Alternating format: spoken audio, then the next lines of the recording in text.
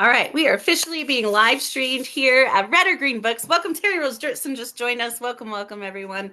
This is our December podcast, American Graveyard Calls to End Gun Violence, American Graveyard Podcast Live.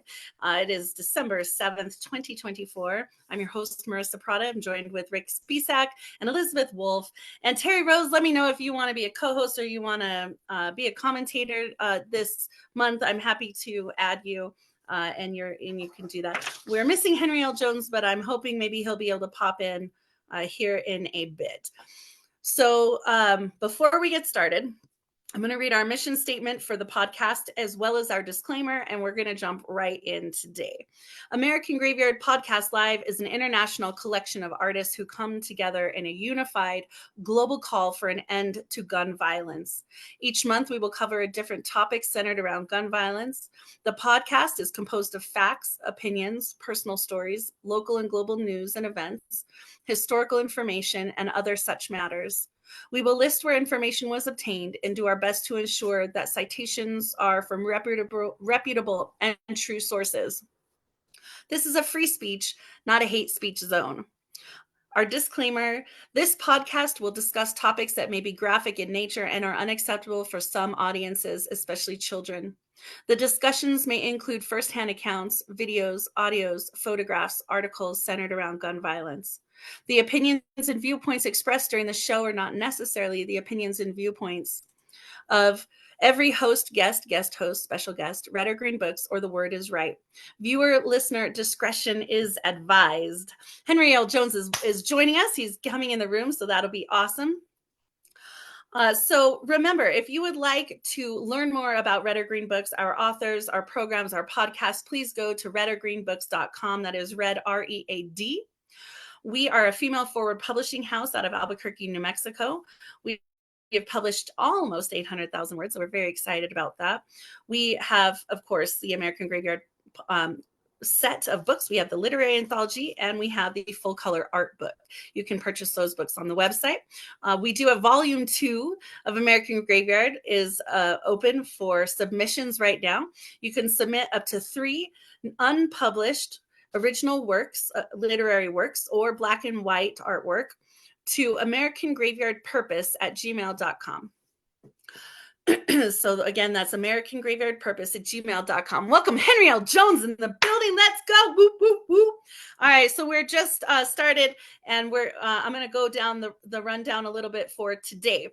Last month, we talked about the mechanics of mass shootings, the technology behind guns.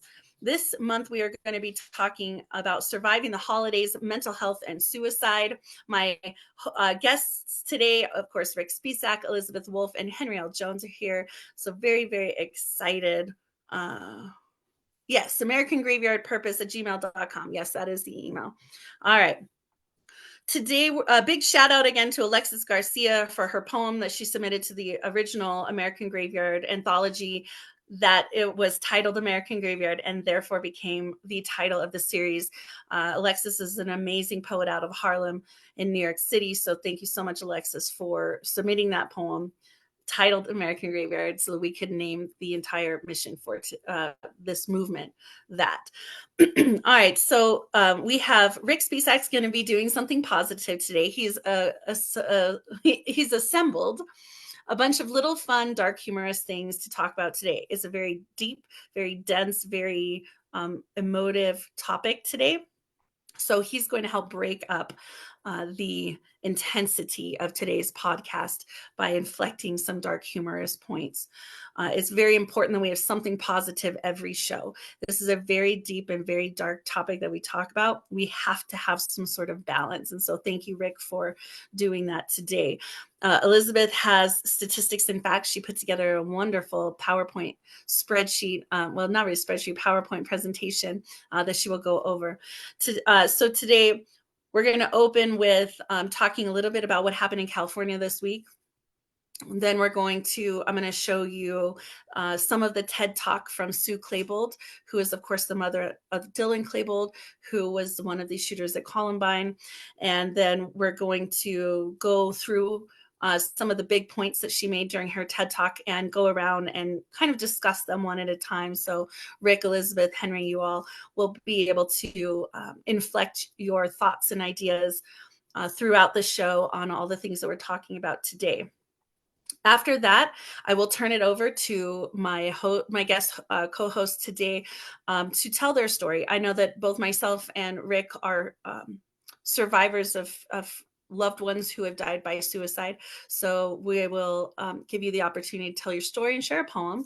So we'll go around, Rick, Elizabeth, Henry, and then myself. I will tell my story and read the poem that I have prepared for today, and then we'll have Elizabeth do her slideshow presentation and really hone in on the facts and a lot of things that we will have discussed throughout the podcast. And then that will be it. All right. So if you need anything, please feel free to message me. You don't have to comment on everything if you don't want to. And if you want to comment extra on things, that's fine as well.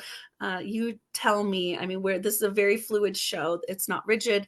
And we have a lot of privileges and abilities to be able to flex in and out today.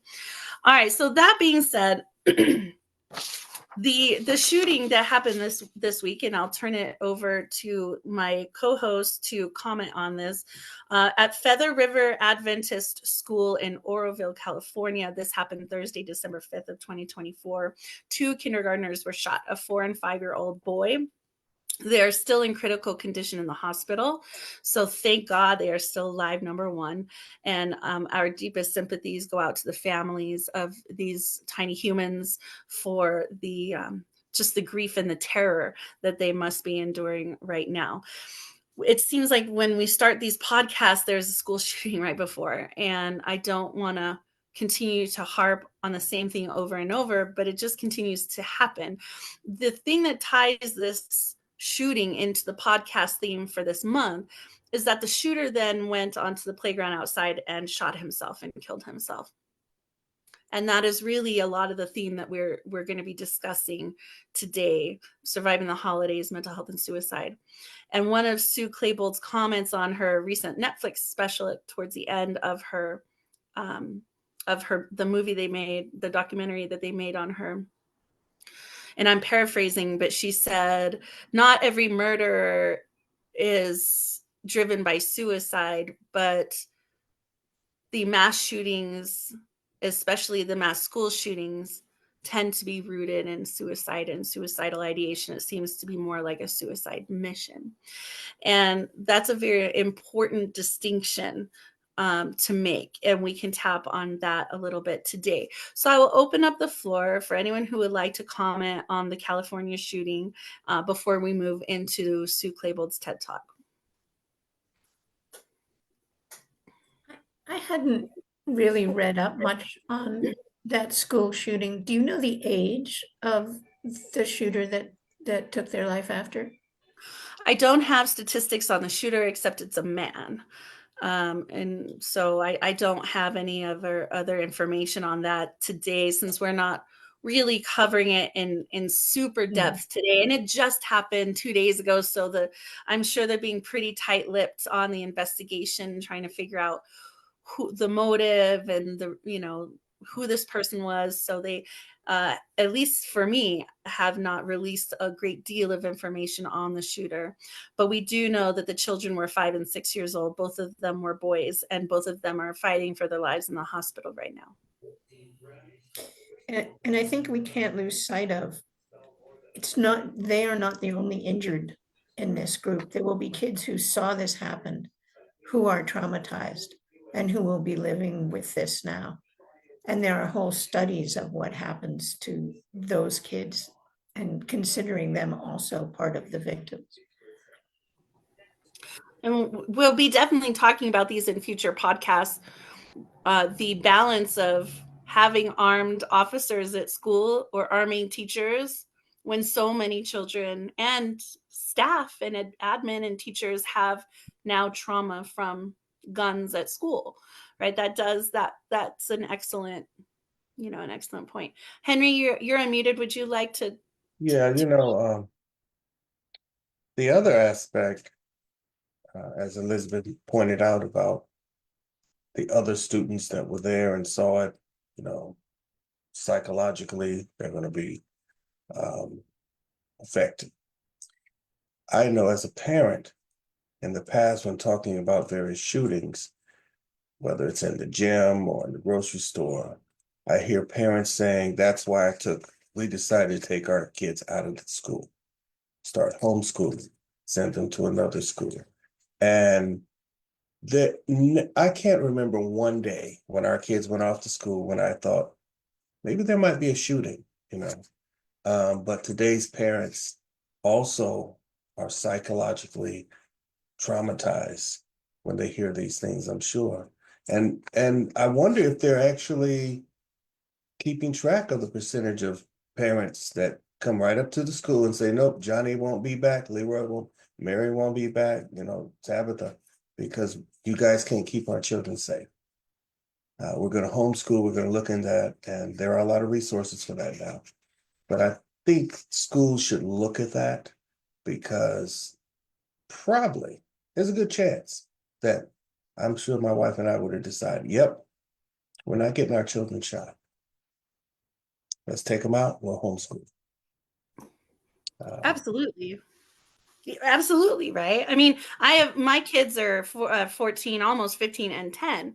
Mhm. And and when we first started American Graveyard, the podcast live, I said when Newtown, Connecticut happened, my daughter was 2, right? And she was in daycare, and I remember talking to them about their exit strategies, their emergency responses for school shootings. And this was at a time before schools were really even tapped into the severity and the prevalence of shootings at facilities where there are a lot of kids. And so that was a very eye-opening experience to me because they hadn't really had a plan. And then when Uvalde happened, my daughter was 12. So in that 10-year period, you're losing an entire classroom of children in Uvalde, which is really, for me personally, the spark that sparked the movement of our publishing house to do something. And now she's going to be 15 at the beginning of next year. And I still worry about that. But now my kids know how to have an exit strategy wherever they are. And so it's that delicate balance. Like, how do you have those conversations with your kids so that they can know what to do in the case of the event of a shooting, especially at school, versus not scaring them and you're safe at school? It's a very hard thing to do. It's a very hard balance. And I think that this could definitely be an entire episode in and of itself, is parenting children, school age children, without scaring them, right? How do you be a realist, but you also want them to be children? Yes, Elizabeth. I just wrote a book about this. Actually, I just am putting out a book of poetry called Parenting in the Age of Columbine. My Ooh. 25-year-old daughter was born the week of Columbine. So it has been on my mind the whole time. I have a friend who is really big into genealogy and local history, and he gave me this box to collect the weekly news and all of this. And I just gave it back to him and said, I can't. It's Columbine. That's all that's in the paper. So I was aware and tracking from the time she was born. She was 13 at Sandy Hook, and she was an intern at an after school program. So that day, the schools here stayed open. I'm in New England, but they were on lockdown. So they had the adults at the doors of the building, they had the college staff in the hallways, and they had the interns in a ring around the little kids. So essentially, my 13-year-old was the last body to be shot before you got to the children. And I wrote a poem about that. And she read it years later and she burst out crying because she hadn't realized that that was the plan around how they had set up, is who was putting their body on the line in descending order. She was 18 and on a year gap year for the Parkland shootings. So, yeah, Parenting in the Age of Columbine is the name of the collection. And hopefully It will be out next year, and the epilogue is Uvalde. And you have a publisher for that? I don't actually. You don't? Oh my gosh. Please let us publish your book so that I can nominate it for book awards. If you want to. And if not, that's okay. We still love you anyway, if not. But I mean, some people just want to self-publish, and that's valid, and that's totally okay. But if you want to publish under a press, let us do that for you, because that would be a wonderful opportunity to then take that book and nominate it for so many things that are around that topic. I mean, so anyways, that's a side note. I'm planting a seed, Elizabeth. And that goes for anyone else who's listening to the podcast, right? If you are writing something, you're not really sure where to go with it, just reach out to us and let us know, because it's an important mission. And we're going to be filing our nonprofit 501c3 next year. And so we're going to be getting funding for things like gun violence. And so that, there could be some doors opening for a book like that, for sure. All right, let's keep going. Rick, did you want to chime in on the shooting in California? Yeah, just briefly, I did a little reading on it, and it seems that this person has been in trouble his whole life, the shooter, and he had been evidently investigating schools. He was looking at targeting different ones, and he had an appointment at a second school that he was planning on attacking as well. Thank goodness he was stopped there and committed suicide. In one situation here, we have to say that's a positive. The other thing I was going to say is, unfortunately, since our society is refusing to do anything serious about gun proliferation, this kind of thing is going to happen again. But I wanted to draw another parallel. 60 years ago, when I was in grade school, the danger to children was seen as you were going to duck and cover and get under your desk when a nuclear bomb was going off. Now, I happen to be one of those science nerds who knew something about nuclear weapons and knew just how silly and non-solution that was. And then I noticed, 30 years later, when my children were in high school and middle school, there was some civil unrest at the high school my son was attending, and when this danger occurred, the students were told, just jump out the window and run away. And while on the one hand you have to say preparing children with shooting drills is a sad and traumatic thing, on the other hand, the opposite side of the scale was this, okay, you're on your own, run. Another terrible non-solution. But I think the first principle is we have to somehow get our politicians to pay attention, not to the money that they get from lobbyists, but instead to the necessity of some kind of sensible gun control. Thank you so much. Very true. Yes, right. And it's interesting, the Nuclear Space Museum, Air and Space Museum, is like a mile, 2 miles from my house.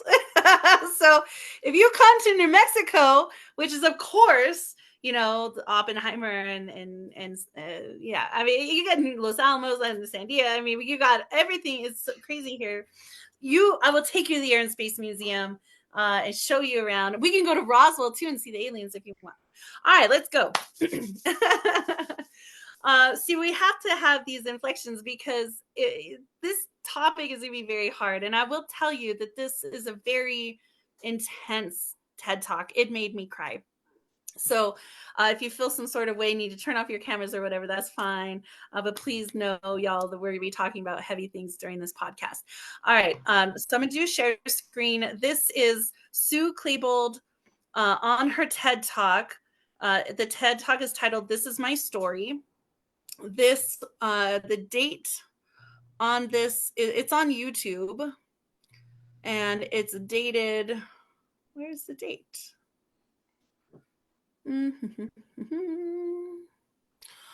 I do not see a date on here. However, if you go to youtube.com and you, the whole title of her TED Talk is "My Son Was a Columbine Shooter. This is My Story." Sue Klebold, Klebold. That is how you spell her last name. You can find her there. Oh, there it is. This originally was posted to YouTube February 27th, 2017. And it has 12.2 million views. You are, and I do want to say, as we're about to show this, for those of you who are listening perhaps later to this podcast, you are not alone. 988 is the suicide crisis lifeline. It's free, confidential, and it's available 24 hours a day.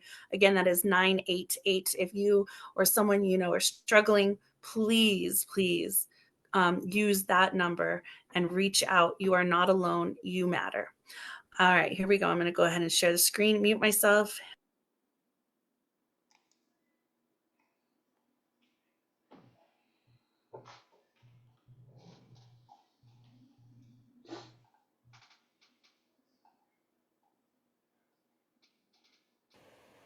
When I talk to people who didn't know me before the shootings, I have 3 challenges to meet.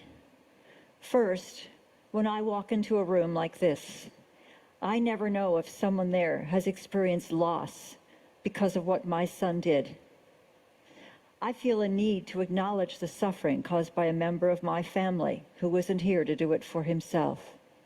So first, with all of my heart, I'm sorry if my son has caused you pain. The second challenge I have is that I must ask for understanding and even compassion when I talk about my son's death as a suicide. 2 years before he died, he wrote on a piece of paper in a notebook that he was cutting himself. He said that he was in agony and wanted to get a gun so he could end his life. I didn't know about any of this until months after his death. When I talk about his death as a suicide, I'm not trying to downplay the viciousness he showed at the end of his life. I'm trying to understand how his suicidal thinking led to murder. After a lot of reading and talking with experts, I've come to believe that his involvement in the shootings was rooted not in his desire to kill, but in his desire to die. The third challenge I have when I talk about my son's murder-suicide is that I'm talking about mental health. Is that I'm talking about mental health, or brain health, as I prefer to call it, because it's more concrete. And in the same breath, I'm talking about violence.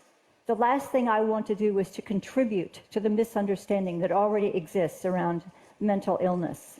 Only a very small % of those who have a mental illness are violent toward other people. But of those who die by suicide, it's estimated that about 75 to maybe more than 90% have a diagnosable mental health condition of some kind. As you all know very well, our mental health care system is not equipped to help everyone. And not everyone with destructive thoughts fits the criteria for a specific diagnosis. Many who have ongoing feelings of fear or anger or hopelessness are never assessed or treated. Too often they get our attention only if they reach a behavioral crisis. If estimates are correct, that about 1 to 2% of all suicides involves the murder of another person, when suicide rates rise, as they are rising for some populations, then murder-suicide rates will rise as well. There's DIY, and there's doing it yourself. I wanted to understand what was going on in Dylan's mind prior to his death. So I looked for answers from other survivors of suicide loss. I did research and volunteered to help with fundraising events. And whenever I could, I talked with those who had survived their own suicidal crisis or attempt. One of the most helpful conversations I had was with a coworker who overheard me talking to someone else in my office cubicle. She heard me say that Dylan could not have loved me if he could do something as horrible as he did. Later, when she found me alone, she apologized for overhearing that conversation, but told me that I was wrong. She said that when she was a young single mother with 3 small children, she became severely depressed and was hospitalized to keep her safe. At the time, she was certain that her children would be better off if she died, so she had made a plan to end her life. She assured me that a mother's love was the strongest bond on earth, and that she loved her children more than anything in the world. But because of her illness, she was sure that they would be better off without her. What she said, and what I've learned from others, is that we do not make the so-called decision or choice to die by suicide in the same way that we choose what car to drive or where to go on a Saturday night. When someone is in an extremely suicidal state, they are in a stage 4 medical health emergency. Their thinking is impaired and they've lost access to tools of self-governance.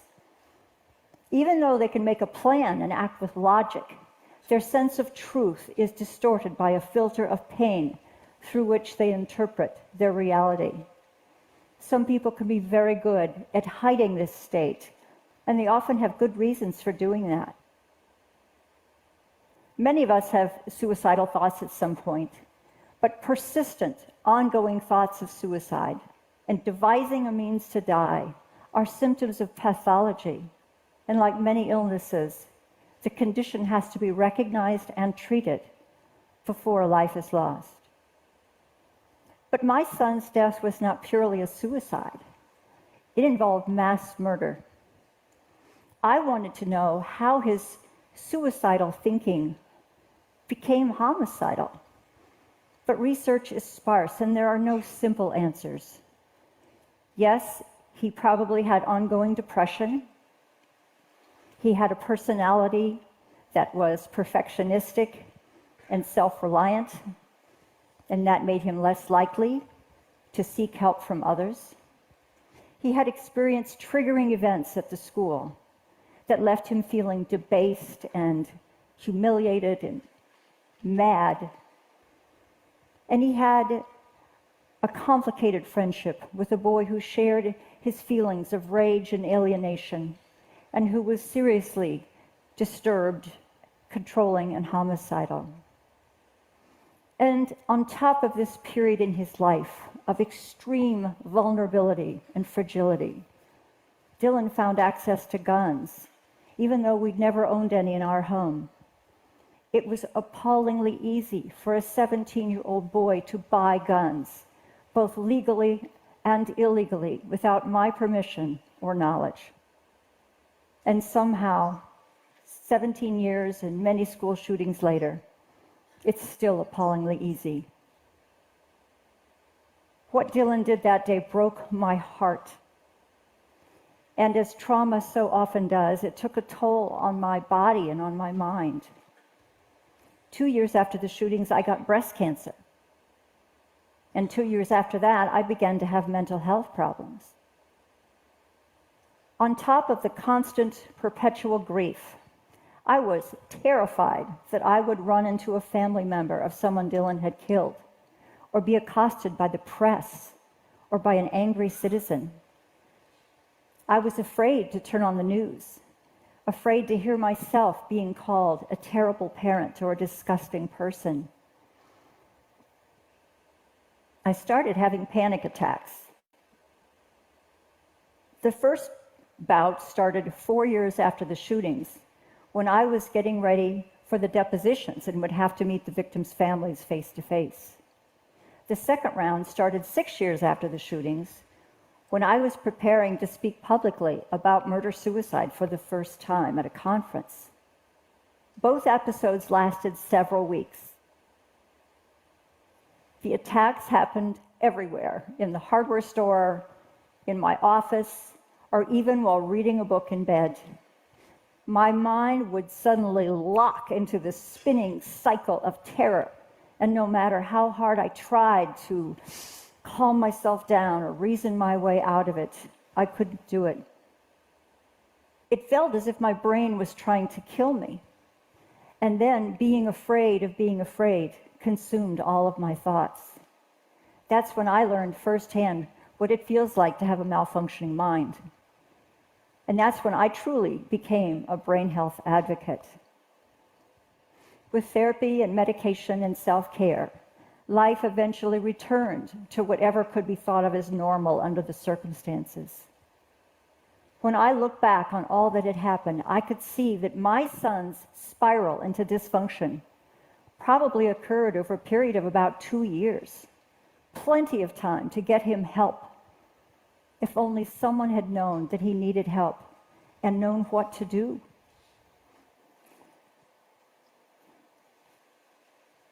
Every time someone asks me, "How could you not have known?"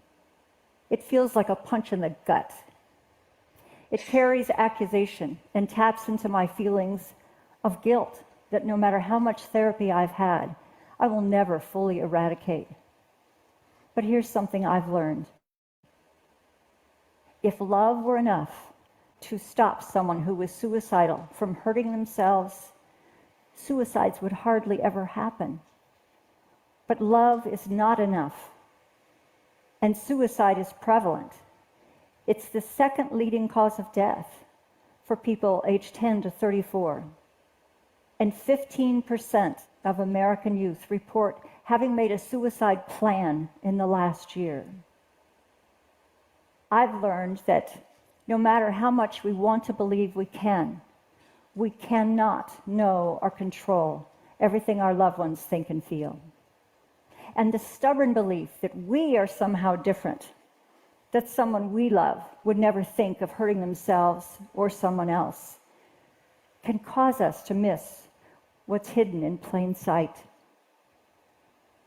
And if worst-case scenarios do come to pass, we'll have to learn to forgive ourselves for not knowing, or for not asking the right questions, or not finding the right treatment.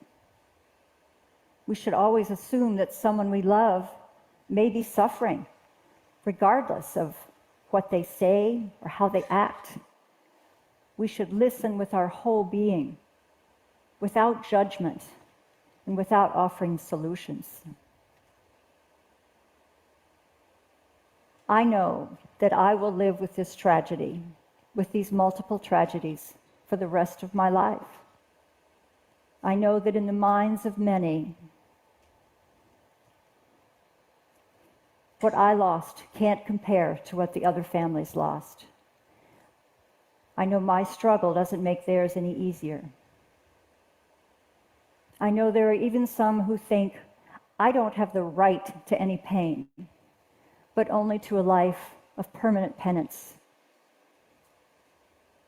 In the end, what I know comes down to this. The tragic fact is that even the most vigilant and responsible of us may not be able to help. But for love's sake, we must never stop trying to know the unknowable. Thank you.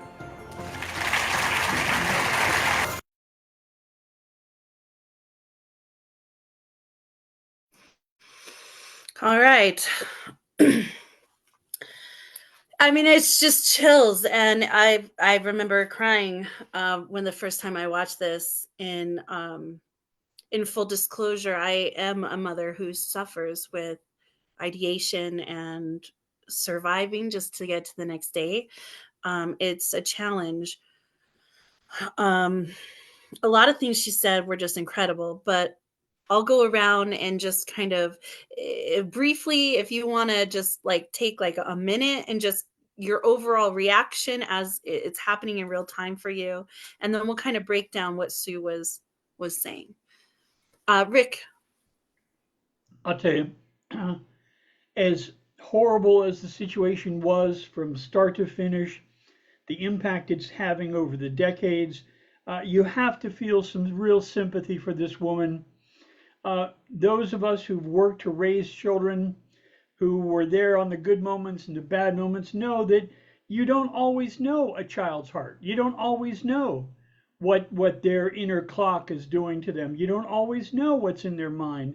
And you have to feel such, I think, sympathy for her when she was worried about meeting someone whose life was damaged by her son's actions. And you're right, it's a heartbreaking video, but hopefully it urges us all to ask those big questions.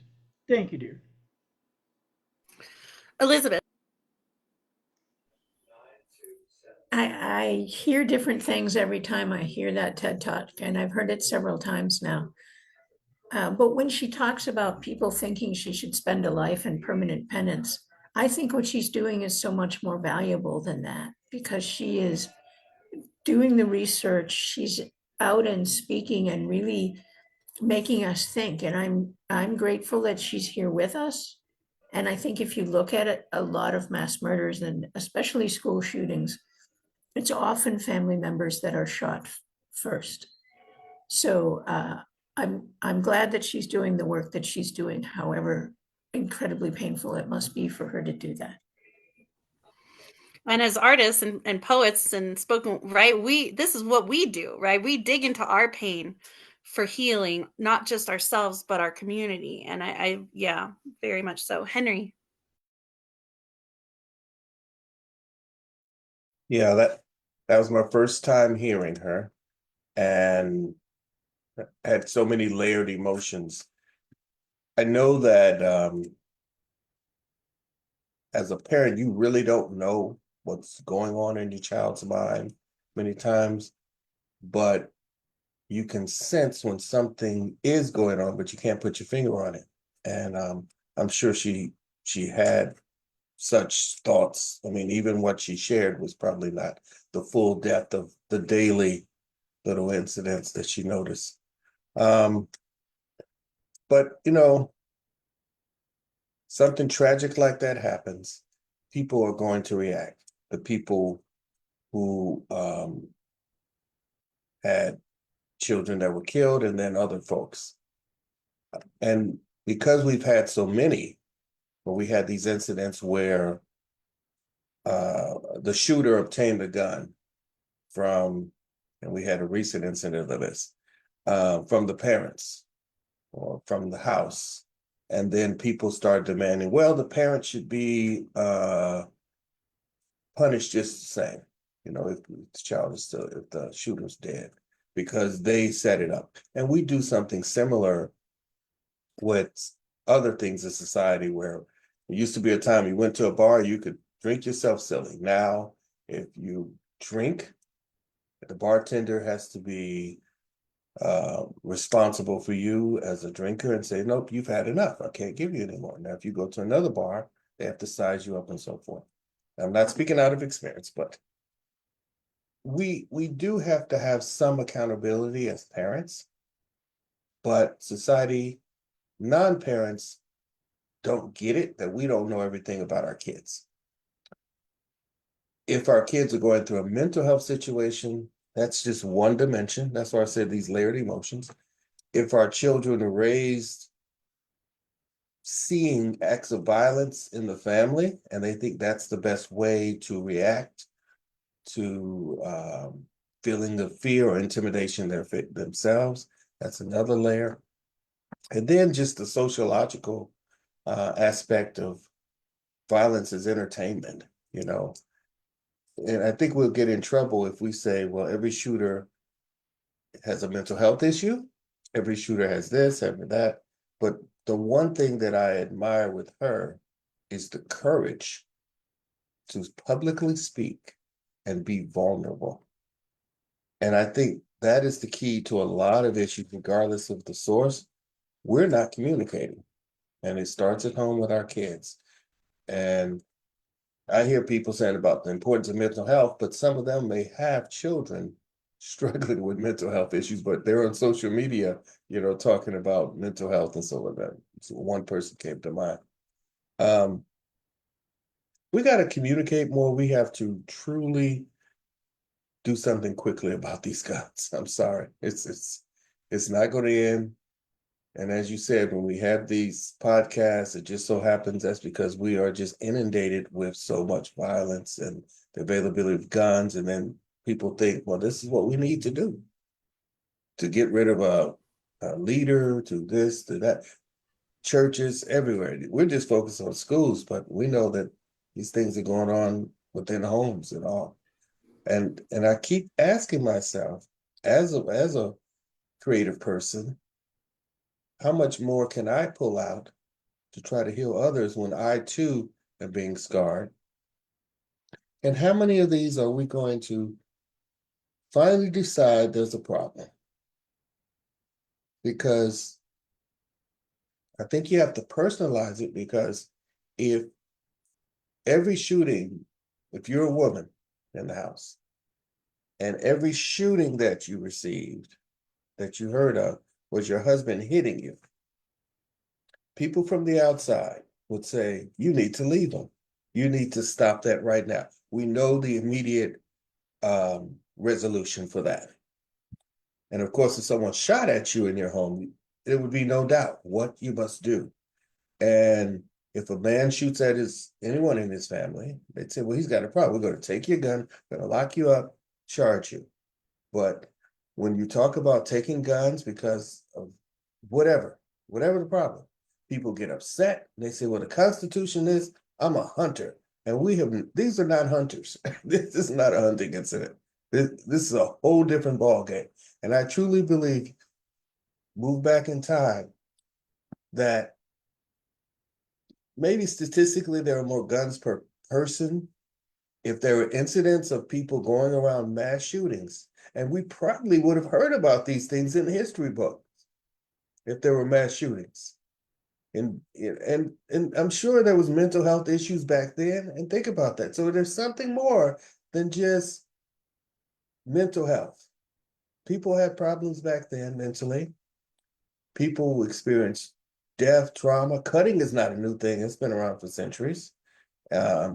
So we need to try to put our finger on what's really going on in our society. And violence has always existed in America in different forms, groups and individuals.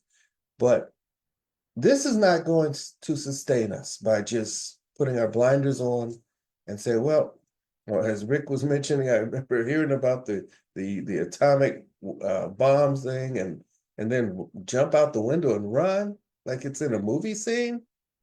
So from when he was a child, fast forward, our educational systems have not honestly sat down and said, let's come up with a viable way to protect children. Thus, I understand why parents will say, oh, hell no, I'm taking my child out. I don't want my child to die. And I don't know what it's going to take. I really don't.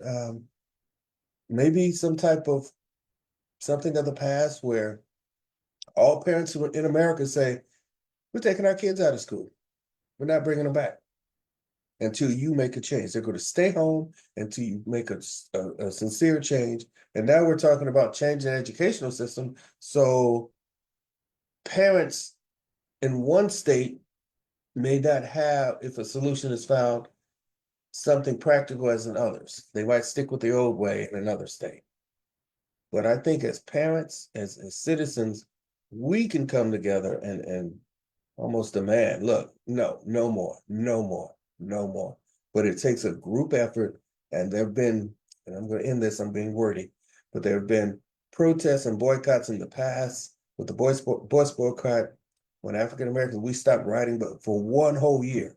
There's never been a boycott that long. Imagine if parents said, there are a lot of resources for homeschooling.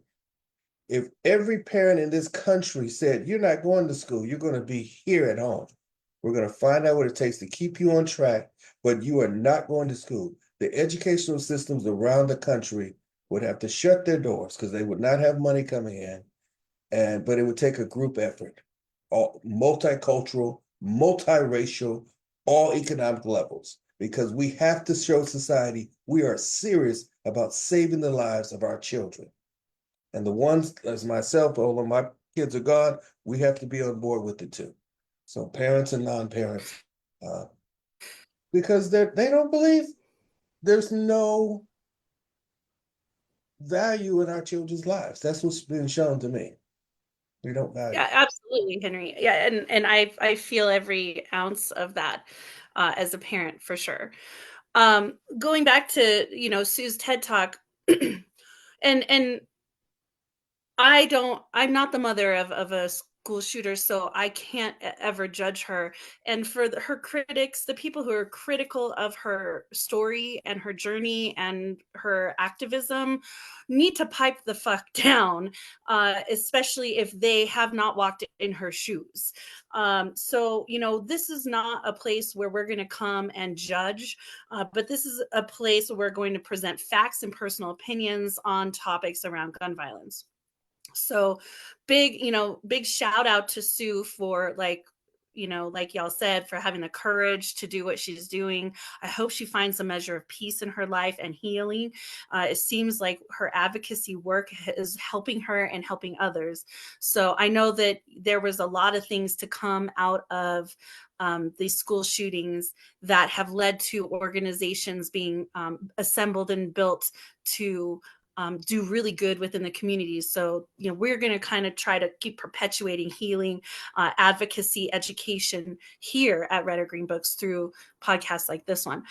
So one of the things that, she had talked a lot about the fact that her son was a totally different person than who she thought he was. And how could she had to learn to be the mother of someone who kills and hurts. Like, I don't even know what that's like, but it sounds horrific. She acknowledged that she failed as a mother. Like, she want to know, where did I fail as a mother?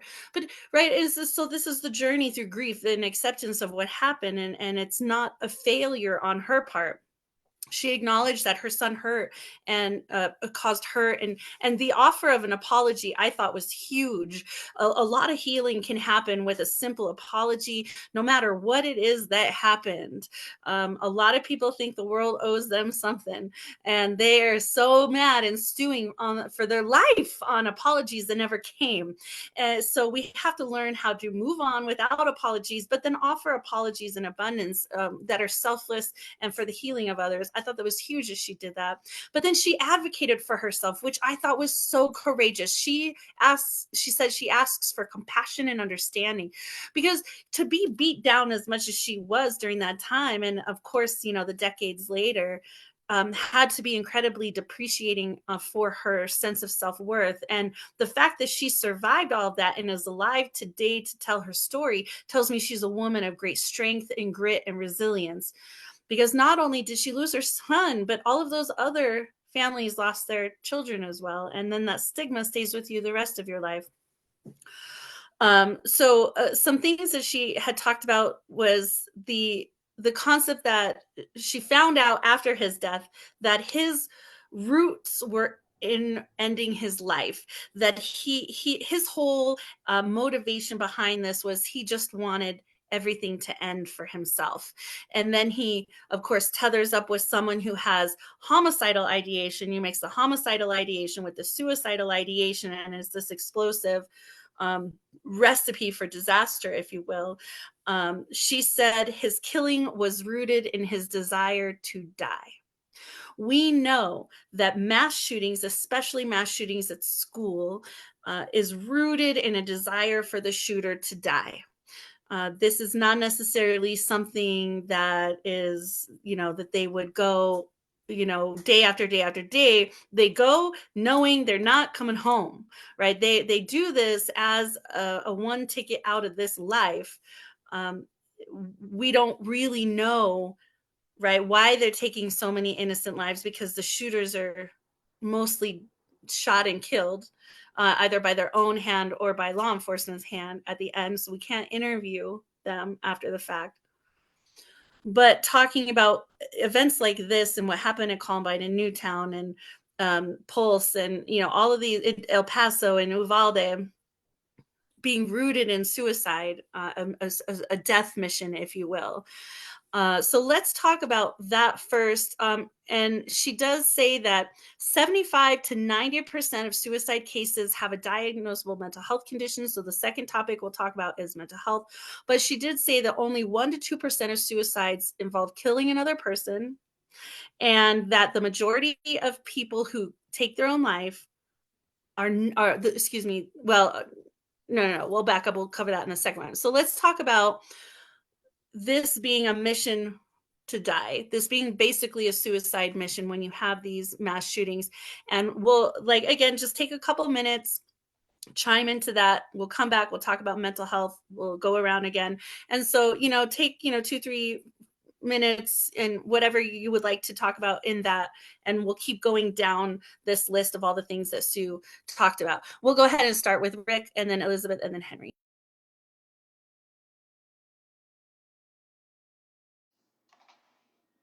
The challenge for mental health, I think, is at least twofold. Unfortunately, it's not, speaking scientifically, it's not cut and dry. It's not quantifiable. It's a nuance. It's almost as much art as it is science. And then the other part of this, as challenging as that is, right there, just that part of the equation, the other part of the equation is, for some unfortunate reason in our culture, mental health and health support for people with mental issues is stigmatized. So you've got this double whammy going on. You can't say, Doc, give me a blood test and find out how schizophrenic, how insecure, how whatever I am. There's no chemical test for that. So quantification is an issue. It's an issue in all the social sciences. And then when you add this second stigma that, oh my God, you're looking for help. Oh gosh, that's terrible.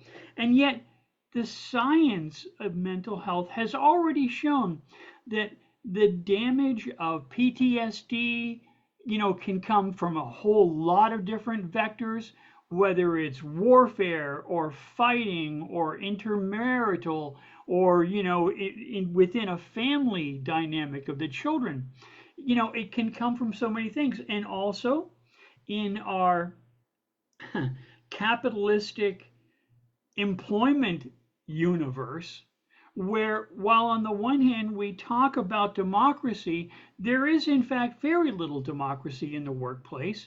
In fact, too many supervisors or owners or managers think of themselves as little mini emperors who literally have life and death at the tips of their fingers on any whim whatsoever.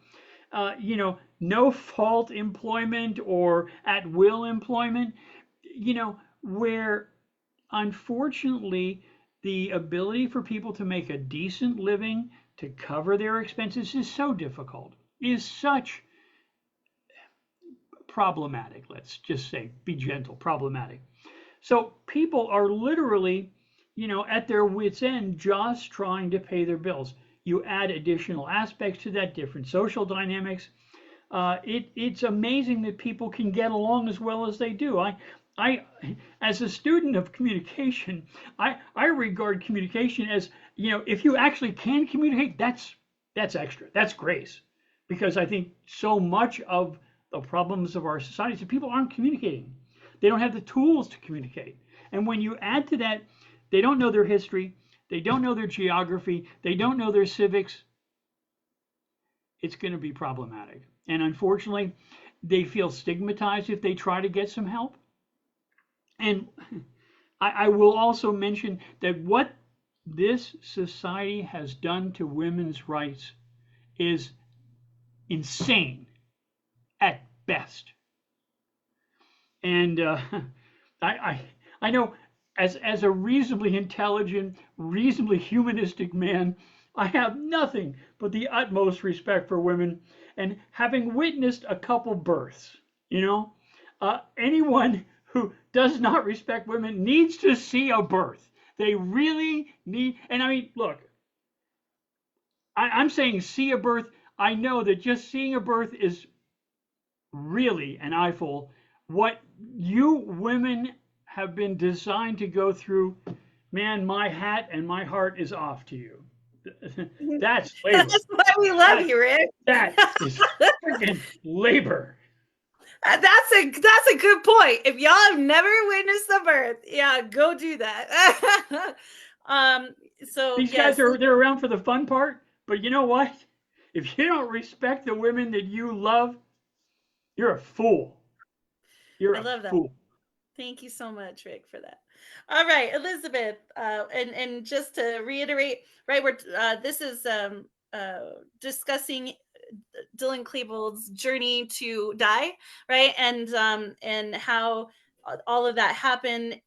We're going to chime in again about mental health, and then his ability to access guns will be the third topic today.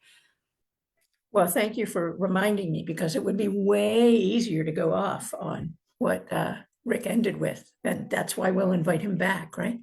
But I had a couple things I wanted to say on Sue's talk, and after I heard it the first half dozen times, I started calling incidents like that spectacular murder. So they start with suicide, and they start with that hopelessness and depression, but it somehow marries to the rage and the feeling of wanting retribution, or wanting to make sure that the action that you take in ending your life matters. And how can you make that matter but making a spectacular murder on your way? And so you think of Columbine, but then you also think of, the mosque shootings and the Walmart shooting and the grocery store in Buffalo shooting. All these people with manifestos, right? They basically married the suicide impulse with the rage and wanting to make a statement. They're taking the note and they're acting it out in a very concrete way. And that's one of the reasons that they try to get away from saying their name. They don't want us to be creating superheroes out of these guys, which we have with Eric Harris and Dylan Klebold. You see over and over again the kids who are shooting, who are emulating these people. And the other thing I wanted to say, I'll talk about in my story, my daughter's friend who was in high school when he committed suicide. But the same thing you worry about with teens is copycats, is when you have a suicide in a school. All the adults jump in, because what they're afraid of is people see what an effect that has on people. And the kids don't see that as devastating. Oh, I would never do something like that. They see that as, I wonder if people would care as much if it was me. So the suicide as murder, and the suicide as the last desperate act of communication. And I think that's a big part of the mental health, a big part of how suicide and murder and manifestos all tie together. And I didn't say that as well, but that's what was in my head. I love that. Yes. And that gave me chills when you said spectacular murder. I mean, that could be a whole podcast title. You should do, yeah, we're like, let's keep going, Elizabeth. Or some sort of yeah, I mean, there's a writing prompt for everyone. We are still in the literary world after all. So spectacular murder, go and write something to that, create a hashtag. Let's keep the advocacy work alive. Henry. Yes. I'm not sure when the TED Talks program began, but because of the internet, we have the opportunity to listen to her and other spectacular speakers. And as I was listening to Rick and Elizabeth, one thing came to mind. We are communicating, but it's a different way. And it's I don't like using this word, but it's the only word I can use now, a toxic way. Some of the shooters of the past, they spoke of how when the investigators checked their social media sites, they didn't tell us that when they made certain statements, the shooters made statements, how many likes, loves, and so forth. But I would probably put money on it that some of the statements somewhat of a clickbait nature or incited some of their friends, and maybe they had it on public. And that may contribute to the mental health state in terms of, wow, just writing this manifesto or sharing parts of it, or me making videos and so forth, got so many people to notice me. But I've been sitting here in silence with these thoughts. But once I shared them on social media, I got a response from people. Let me take it to the next level in the physical world. And then getting ideas talking about shooters and getting and copycat killers and things, and even movies, TV, TV series and so forth. There's a lot of ways that some of these shooters could get ideas, and then when the access of the weapons are there, because now we live in an age where when you have a thought, you can share it in social media, and some of those people will validate you in a very toxic way. I've seen people make statements and I'm like, oh, that's dangerous.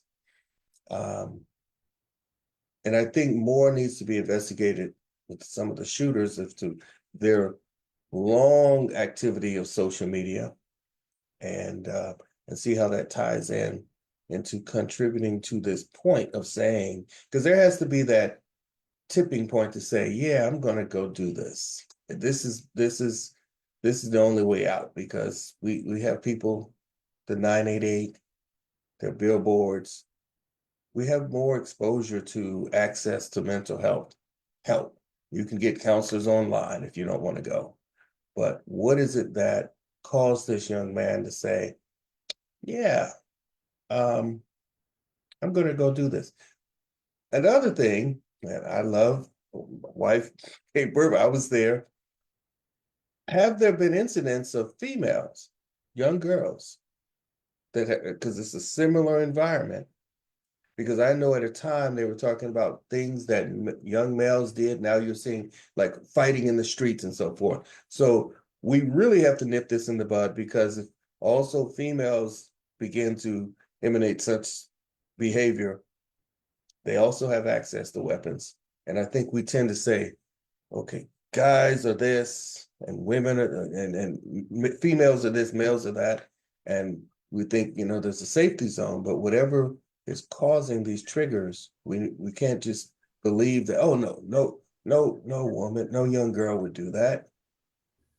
Well, and that's like exactly what Susan says. Sue says at the end of her thing, right? Yes, And it's exactly. very true. I Exactly. mean, we cannot take for granted the fact that I'm raising daughters, Mhm. therefore they're not going to become Right. mass murderers, right? Exactly. We do have to take that into consideration, to not just say because I'm a woman or because I'm a girl, Right. it'll never happen to me, or I would never consider doing these things. Right. But we do know statistically most active shooters in mass shootings are white males, right? Right. We do know that their age groups are usually below 30. We do know that it has been planned, and most of the time the weapon has come from the home. Like we know some of these things are statistical and facts. And as a black man, I'll just tell you, black men are 5 times more likely to commit suicide than a black woman. Yeah. So when you have statistics and facts like this, we know that there is a discrepancy in things like gender, age, and of course your mental health. But tying into mental health, which we're gonna we'll go around and talk about here now, 50 to 75% of all suicide victims give some sort of warning sign. So we know the majority of people who are having ideations or making plans for stuff like this are going to give some sort of warning sign. And like Henry said, a lot of them go onto social media. A lot of them make plans to do these and share those, whether it's on the dark web or with close personal friends. So we need to be vigilant about that. And as we're rolling into the mental health topic, because Sue Klebold says, she said only a small percentage of people who have a diagnosable mental illness are violent or can be violent. So like Henry said, not every shooter can have a mental health issue. Not everyone can. We have no idea what has happened or transpired. And if they never received care, you clearly cannot diagnose it post-mortem because they're not interviewed. There's no testing, right, for some things. And so we can't say everyone who has a gun is mentally ill, or everyone who goes on a shooting rampage has a mental illness, because we know that the majority of people, and there are so many people who have mental illnesses, that only a small percentage of them have any propensity for violence. So we know that that's not the major issue here. It's unfortunate for Sue that her son came in contact with someone who did, and really kind of perpetuated the mindset, if you will, of his already disgruntled nature with being alive. And that became a spark that lit a huge bomb, a huge explosion for Columbine. She did say that 75 to 90% of suicide cases have a diagnosable mental health condition. So you have to consider that not everyone who takes their own life has a mental illness, but the majority of people who do are suffering from something. Remember, that can include depression. It can include anxiety. It can include a lot of different things. Mental illness does not necessarily mean you have a dissociative identity disorder, or you have bipolar disorder, or you're schizophrenic. And it doesn't necessarily mean those things. It could be more broader based things like depression and anxiety. I suffer from a great deal of PTSD and anxiety, and because of that, depression on a personal level. So a large population of the United States has something that they're struggling with. But rarely do those people go on to commit violent acts against other people. She said that they tend to only get help or attention when they reach a behavioral crisis. We see this a lot with police shootings. We see this a lot with how law enforcement interacts with people who are having mental health crises, and the shootings that we're seeing in those communities. At least here in Albuquerque, we have done something that I think is productive. There's a layer between someone who's having a mental health crisis and the law enforcement. And so you have non-uniformed mental health experts go in and make contact with the person who's in crisis before law enforcement is ever involved. And that has really helped to de-escalate, to identify when people are in crisis, to get them the help with the resources that are available, so that we don't have all of these other, deaths by guns. So that is something, at least on my local level, that we have seen as, I think, positive change for mental health and intervention with law enforcement. She did also say that only 1% to 2% of suicides involve killing another person. So we know most people who take their own life, they make the decision to take their own life, they're struggling with something, and they generally almost never take someone with them. So the difference, right, is that's suicide. When we talk about mass shootings, that's different, right? Because that's a totally the root cause of mass shootings is very different than the root cause necessarily for suicide. And today, for the sake of surviving the holidays, or we're talking about, individual people's struggle with suicide, or having the desire to leave this life, but we can't help but correlate it to some of the things that Sue's talking about in her TED Talk. She did say that, which I thought this was phenomenal. Ideation is stage 4 medical emergency. When someone's already at the point where they're talking about wanting to end their life, or they're making a plan, that's a stage 4 medical emergency. It's a huge crisis to recognize. Yesterday, I saw on NBC News Now that there was a health insurance company that was limiting the amount of anesthesia care you could receive during, that they would cover the amount of anesthesia time that you could have. And the doctors were in an uproar. You can't tell us that we can only use so many hours of anesthesia for this patient, because we don't know how long the surgery is going to take. And the medical community was in an uproar about these. These doctors are advocating for their patients, right? And then the health insurance company came out and said, no, we're not limiting the amount of time for anesthesia. But we don't have that same kind of outrage for mental health care within the community. I mean, if you're already at a stage 4 mental health crisis, health crisis, just general health crisis, but we're not going to cover certain things about your mental health care. We're not going to give you resources for that. It's the exact same as saying, hey, we're going to limit your amount of anesthesia you can be under. To me, that there's a huge discrepancy in the medical world for advocating for patient care when it comes to brain health, right? That's what Sue calls it, brain health. And then so we'll talk about this mental health, and then we'll talk about his ability to access guns, which is the third part of this podcast today, because she does ask the question, how does suicide become a homicide? And that's a really, really important question that I want to address. But now let's go ahead. I mean, we did talk a little bit about mental health as we went around, but I also want to consider the denial factor. I call it the denial factor when a family is told that their child or their loved one needs an intervention and they deny that it's happening, or they look the other way, or they don't want to acknowledge it, and they're not educated. They don't know how to get their kid help. That's another thing Sue talked about. How can I recognize that my kid needs help, and how do I get them that help? Well, it first comes by not denying that your loved one needs some sort of help. Okay. And it doesn't mean you failed, right? Maybe that's a self-preservation instinct for parents. Oh, well, I can't be a failure, so my kid doesn't need help.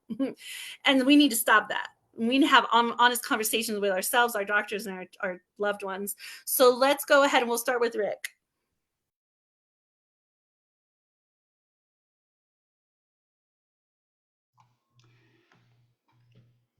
When we look at, you start with the fact that there's a stigma, then you add the denial to it. It's honestly almost surprising that some people do in fact get help. I try not to be pessimistic on these matters, but when you look at the social pressure, the economic pressure, the societal stigma, I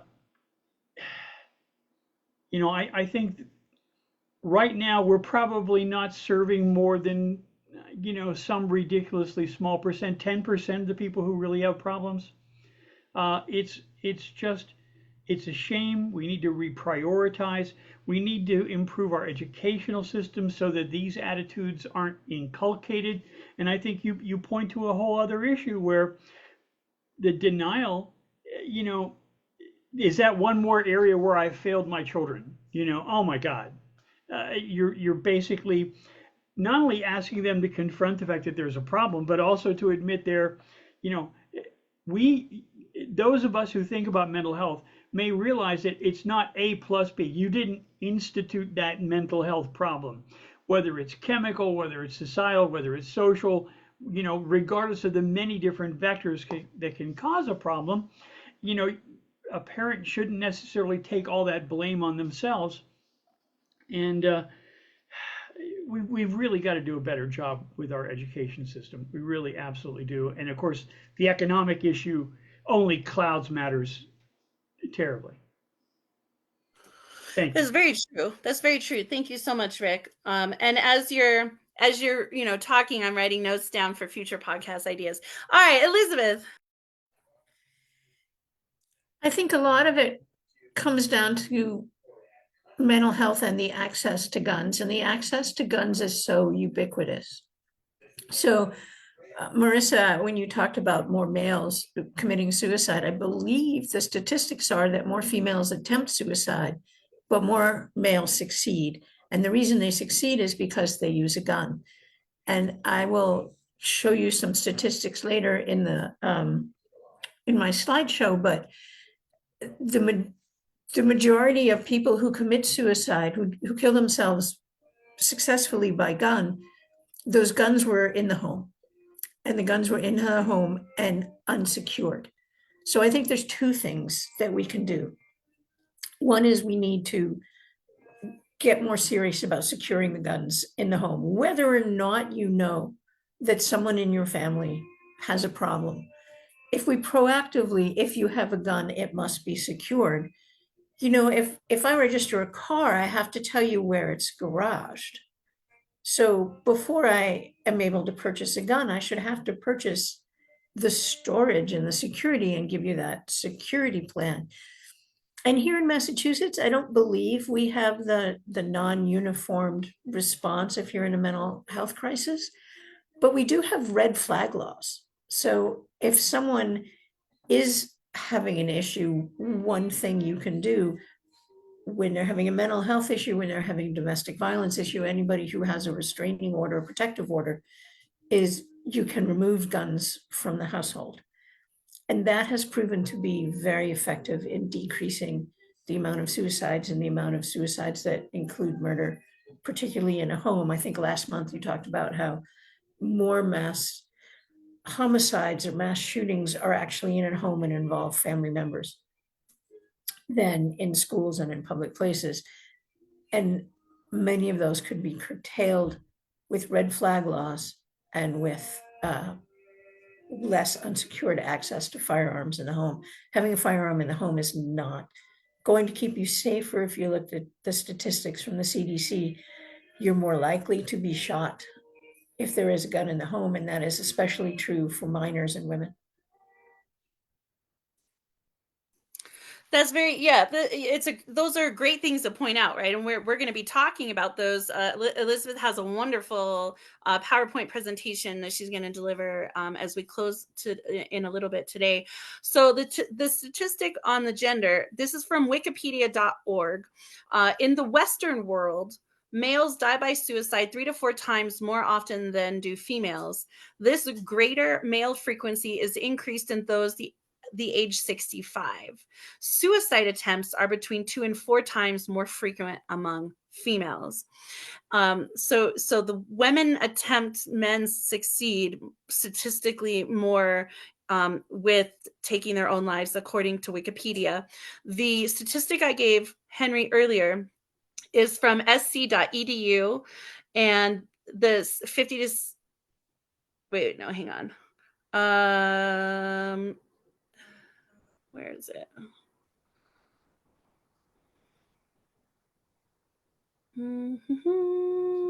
I thought that I was on it. I should have looked better. Let's see, because I pulled up a bunch of stats, but then I saw that Elizabeth had her wonderful spreadsheet, and I was like, oh well, we'll just go with this. But I have very interesting other things that are just super. Oh, here it is. Okay, so news.uga.edu. And I'm so UGA today, it says suicide is particularly prevalent among Black men who die by suicide at a rate more than 4 times that of Black women. I mean, so we already know that men are more successful than women, but in particular for Black men, their suicide rates are 4 times that of Black women. It's important to include statistics from communities of color. And then if we start talking about the LGBTQ community, right, especially young children in the LGBTQ community, it's like 8 out of 10 will attempt, and then half of those will attempt again in 6 months. So the LGBTQ community, where their rights are now very much so at risk, we have to now band together to support the LGBTQ community, especially the youth, when we're discussing things like suicide and giving resources, education, response, and resources for those young people. All right, Henry.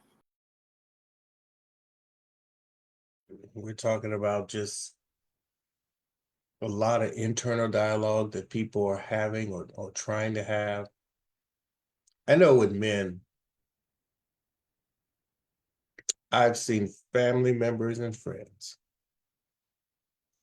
commit what I interpret as gradual suicide through legal and illegal drugs. And I think that contributes, because we as men, we don't talk. And there are places that we will communicate with each other, and it's almost this code talk, whether it's in a bar drinking, and you hear some of the feelings and frustrations that a man is going through, because that's the time that it's shared, or ways of expression, emotions. In our community on the basketball court, activities and things. So I mentioned that because the statistics are they are needed, but some other background material has to come to light, because you might ask a man, for instance, or male, have you ever committed suicide or thought about it? They say, oh, no. But what they say under the influence of alcohol, it might be more telling, because if you're in a room and they're doing a survey, they talk about the statistics of people who truly don't, because of the topic, they don't tell the truth. Statistics are insightful, but, and now the whole guns in the house.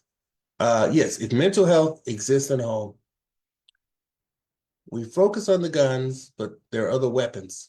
So if someone has a desire to do him or herself harm, they can do it with a butcher knife. They can do it with drugs and so forth. So maybe we can get the gun situation somewhat under control by saying, this is the list of possible weapons that you must ensure you safeguard and have guns on there. They can't deny that then. But I think that gun owners become somewhat hyper-reactive. It's like, no, you're just trying to take my gun. No. We're talking about something in your house. No, you're trying to take me. And I think when that mindset, because I was part of another gun group, and I found out that some people, I thought it was us trying to get control of guns, but some of the people there were gun owners. We found out they were trying to find out where we're coming from. In other words, moles, and I think this group wants to take our guns. I need to report this. It was kind of an odd situation, but it gave me insight, because how someone thinks about a topic by the way they respond, and sometimes it's from experience. And it's all rooted in fear, so much fear mongering that exists in our society. That's historical, and I think that's something else to address. From parents, we're fearing what possibly could happen to our children. Children are fearing to talk to their parents or someone. And I think that's a root thing we need to tap into, because Rick mentioned it, and it's so very true. And we're talking about people that speak the same language. We extend it to other people, with different languages. It's our communication. And we've been on this planet a long time, but we have not yet figured out how to communicate well with each other. Value each other's lives. I mean, And value each other's lives. And you get into the social, oh my God, yeah. When did being a human being become Yeah. something that's invalid or unimportant or not equal? Less a person, less human. Yeah. I mean, I even had a friend recently tell me, because I'm working on the covers for volume 2 of American Graveyard, and what I really want to do is, so the first volume is a cross, right? And it's filled in with all the letters of American Graveyard and gun violence. What I really want to do for the second cover is like the exact same style, but I want to make it a teddy bear. And I think that it's a really emotive concept, because when you go to these mass shooting places, you always see teddy bears and balloons and ribbons. And my friend commented and said, well, why are children's lives more important than adults? And I said, they're not more or less important, but they're children. They don't have the same abilities to protect and defend themselves that adults have. And moreover than that, children, in my opinion, are the responsibility of the community. It's all of our responsibilities to protect and help children, because they are smaller, weaker, younger, less experienced, can't make the same decisions, don't have the same rights and privileges as adults. And so their life isn't necessarily more or less important than an adult's, but I think our responsibility is heightened when it comes to protecting children, regardless of whether you have children or not. This should be a topic that everyone cares about, ending gun violence. And as we bridge into the firearms, right? So, we're going to talk about firearms now. Some stats on that: firearms are used in half of all suicide deaths. Suicides make up 3 in every 5 gun deaths. Suicides make up 3 out of every 5 gun deaths. This is a huge deal, and this is from preventfirearmsuicide.efsgv.org. They also say suicide by firearm is always deadly. 9 out of 10 firearm suicide attempts result in death. 64 Americans every day die by firearm suicide, 1 every 22 minutes. So since we've been going today, at least 3 or 4 people have already died by suicide with a firearm. And Just while this podcast has been going. but I wonder how many unsuccessful people too. But so this is the difference, right? Between men and women. We know it says let's see, I have so many stats on here. We know that more men own guns than women. And so if more men own the guns and guns are 95% successful, of course, men are going to be more successful killing themselves than women. So those statistics kind of all tie together, right? If you had to carve into your neck or your arm, which I'm not advising anyone to do, but if that had to be your choice over a bullet, you would have to do that much more intentionally, repeatedly, and go through a great deal of pain. Those things are often deterrents, even if you're dealing with ideation. So the gun, the bullet, is a lot more successful. It's very quick. It's very painless. It's like almost like a euthanasia type of sensation for a choice, right? And so when you have more men who own guns, then of course they're going to be more successful. So we can see those correlations within the within the suicide rates between men and women who own guns. Now, the interesting thing to me is that surgeons estimate 70 to 80% of those with gunshot wounds will survive. This tells me that in Uvalde, all those kids who got shot had a 70 to 80% chance of surviving their gunshot wound had they had immediate medical care intervention and were able to get to a hospital. It's because those 2 children who were shot in California were able to have immediate medical intervention and were able to get to the hospital immediately. And this statistic is from medschool.duke.edu. This is from Duke University. 70-80% of those with gunshot wounds would survive. And that is from February of this year. Some of these statistics may be a little bit older, like when Sue Klebold did her TED Talk, that was 2017. So back when she did her TED Talk, she said that it was the second leading cause of death for young people. Now it's the number 1 leading cause of death for young people. So it's not getting better, it's getting worse. But I'll go through and I'll look at some other statistics here because I have a lot of, I know some of these are probably different than Elizabeth's, but if not, she'll reiterate them at the end of the show today. And we'll go a little long. This is a very important concept. So we're going to wrap up talking about the ability to access guns, right? So Sue Klebold said Dylan found access to guns. She said it was appallingly easy for a 17-year-old to buy a gun, both legally and illegally, without her permission or knowledge. Appallingly easy. So let's talk a little bit about the ability to access guns. Where we know Texas has the most guns. Statistically, Texas has the most guns. Of course, it's a huge state, a lot of people there too, but per capita has the most guns in the U.S. And then so anything you want to talk about that is access for guns, understanding guns, playing with guns, the parents' guns versus them obtaining them illegally and in secret, and then if you want to I don't know what the statistic is between like an assault style rifle being used in suicide or are most suicides handguns, but we just know that they are guns, right? And we know that when someone goes in with the intention to commit a mass shooting, that their motives are rooted in suicide. So let's go ahead. We'll start with Rick. I have what I think is a startling anecdote to share. I have a friend, he's an Arab American. His family is 3 generations here. He was born in Kansas, but his name is Abdul, and he lives in Hawaii. And when he had trouble with a neighbor, the neighbor was firing guns at him. She set fire to one of his buildings. And when he called the cops, the local police suggested to him that he should get himself an AK-47. And he said, "Are you serious?" He said, "I got rid of my guns because knowing how enthusiastic some police are, that when they see someone with what they think might be a gun, of shooting first and maybe later asking some questions." He said, "There's no way I would own a gun now." And they said, "No, really, seriously, you should just get a gun." And he said, "So you're advocating, you won't pursue my neighbor?"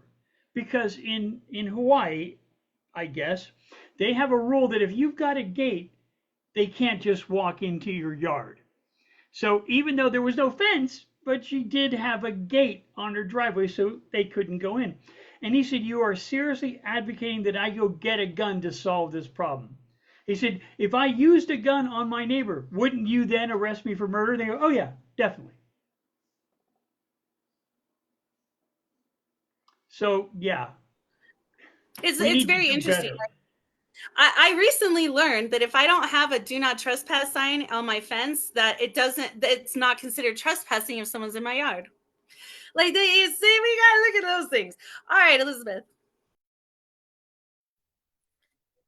I think it was Henry who said something before about the parents being held responsible in some of the more recent school shootings, the shootings in Maryland. And I think there was another one where not holding a parent responsible. And I do think it's true that we don't always know what's going on in our kids' minds and what's going on in our kids' worlds. But I don't think, I mean, those parents were also lax in not getting their kids help from what I've read in the news. But I don't think that they were prosecuted because they didn't pursue the mental health. I think they were prosecuted because they obtained weapons for their kids. They bought the weapons, they made them available, and they didn't inform the schools and the authorities that their troubled kids had access to the guns. So I think that's right now where the line is. They're not holding the parents responsible for not getting appropriate mental health. They are holding the parents responsible for arming a kid you knew had mental health problems. And Sue Klebold is right. It shouldn't have been that easy for her son to get a gun. And that was 25 years ago. So it's very hard for us. Until Columbine happened, we didn't really imagine Columbines. I mean, we had the guy up in the tower with a rifle at UT, who's kind of the first one who implanted in our brain that mass murder thing. We had the shooting at San Isidro, but until Columbine, you really didn't have the model in your head of Columbine. There's no excuse post-Columbine for it still to be so easy to get access to guns in this country, in my opinion. Henry, would you like to chime in on the accessibility of guns? Oh, yes. Well, Elizabeth, yeah, I was referencing the case where the father had purchased the guns for the young man. That's why people were saying that parents should be held accountable or in some way contributed to the act of violence, not so much the mental health.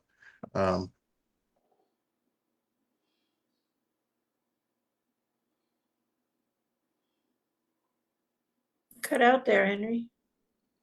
We lost you, Henry. Maybe, let's see, we'll give him a chance to pop back. So while Henry's trying to get back to us, let's see, you're flicking in and out, so we'll give you a chance to get back in. Where was it? Oh, wait, we can't see you, but that's okay. Oh, there you are. Okay. Yeah, that aspect of it where, yes, parents basically gave the child a gift or something like that, and then the child went out. And we've been saying just guns, but we know that we have more and more sophisticated weapons, semi-automatic weapons. So we're going to have more, we'll probably see more increased numbers of deaths as well as injured people by some of the access of more advanced weaponry. So I don't know. It's very true. So I was just looking on my notes, and it says, let's see, scroll.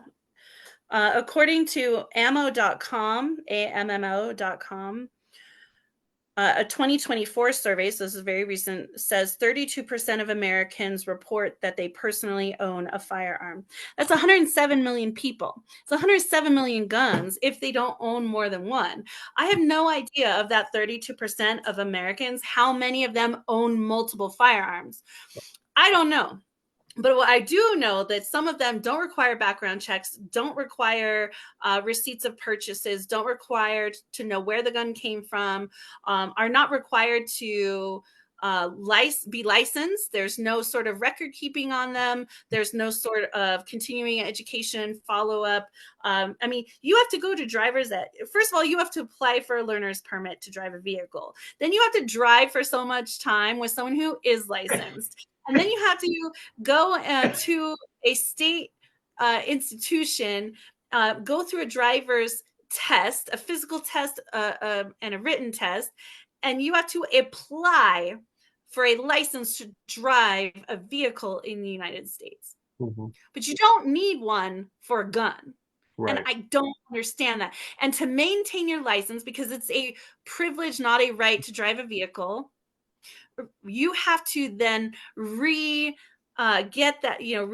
for that license every so often to maintain it. It can be revoked, it can be suspended, it can be taken away from you if you break the laws, right? So there is much more restriction on being able to own and operate a motor vehicle in this country than a gun. Now, if we tie this to, what Sue Clable was talking about at the beginning of the podcast, 1 in 3 children have a gun in the home. If your classroom is as full as my children's classroom, right? So in my elementary classroom, there's between 25 and 30 kids. In my daughter's high school health class, there was almost 60 for one teacher. It's nuts. So you have to consider, like, if you have a classroom that only has, say, 30 kids, just for the sake of math, 10 of those children have a gun in the home. This should be a moving, emotive, critical thinking concept. How many of those guns are locked up? Is the ammunition separated from the weapon? Do the children have access? We don't know those things. And why? Because there's no regulation on owning the gun, maintaining the gun, under being educated. Maybe the missing factor is sheer education. Maybe it's just having parents apply for a gun permit, having them go to a range with an instructor, demonstrate that they can knowingly and safely load, unload, separate, house, store a weapon to receive some sort of, and then have to do that every year or whatever, demonstrate that they can responsibly care for that weapon. But there isn't that. They can care for children, but there's nothing that says they need to prove that they can care for a gun. So those are stifling statistics for me. A couple of the things which I thought was interesting: Greece and Turkey have the fewest gun deaths per capita. They have 5 or fewer gun deaths per 100,000 every year.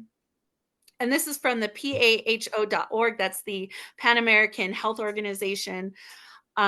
Guyana, in contrast, has the highest with 40.8 deaths per 100,000 people. Guyana is a hugely populated, densely populated country. That is a lot of people. If almost 41 deaths per 100 people, that is a huge stifling number. The US only has 14.5 per 100,000. But we're looking at this being so 4 times more. Guyana is 4 times more than the U.S. We think we got a crisis. They got a crisis, right? And this is all coming from the PAHO.org. And then I wanted to look more microscopically at the United States. So I said, well, which states? Montana has the highest rate of death by guns, 28.89 per 100,000. So it's double what the US is. It's double that pretty much.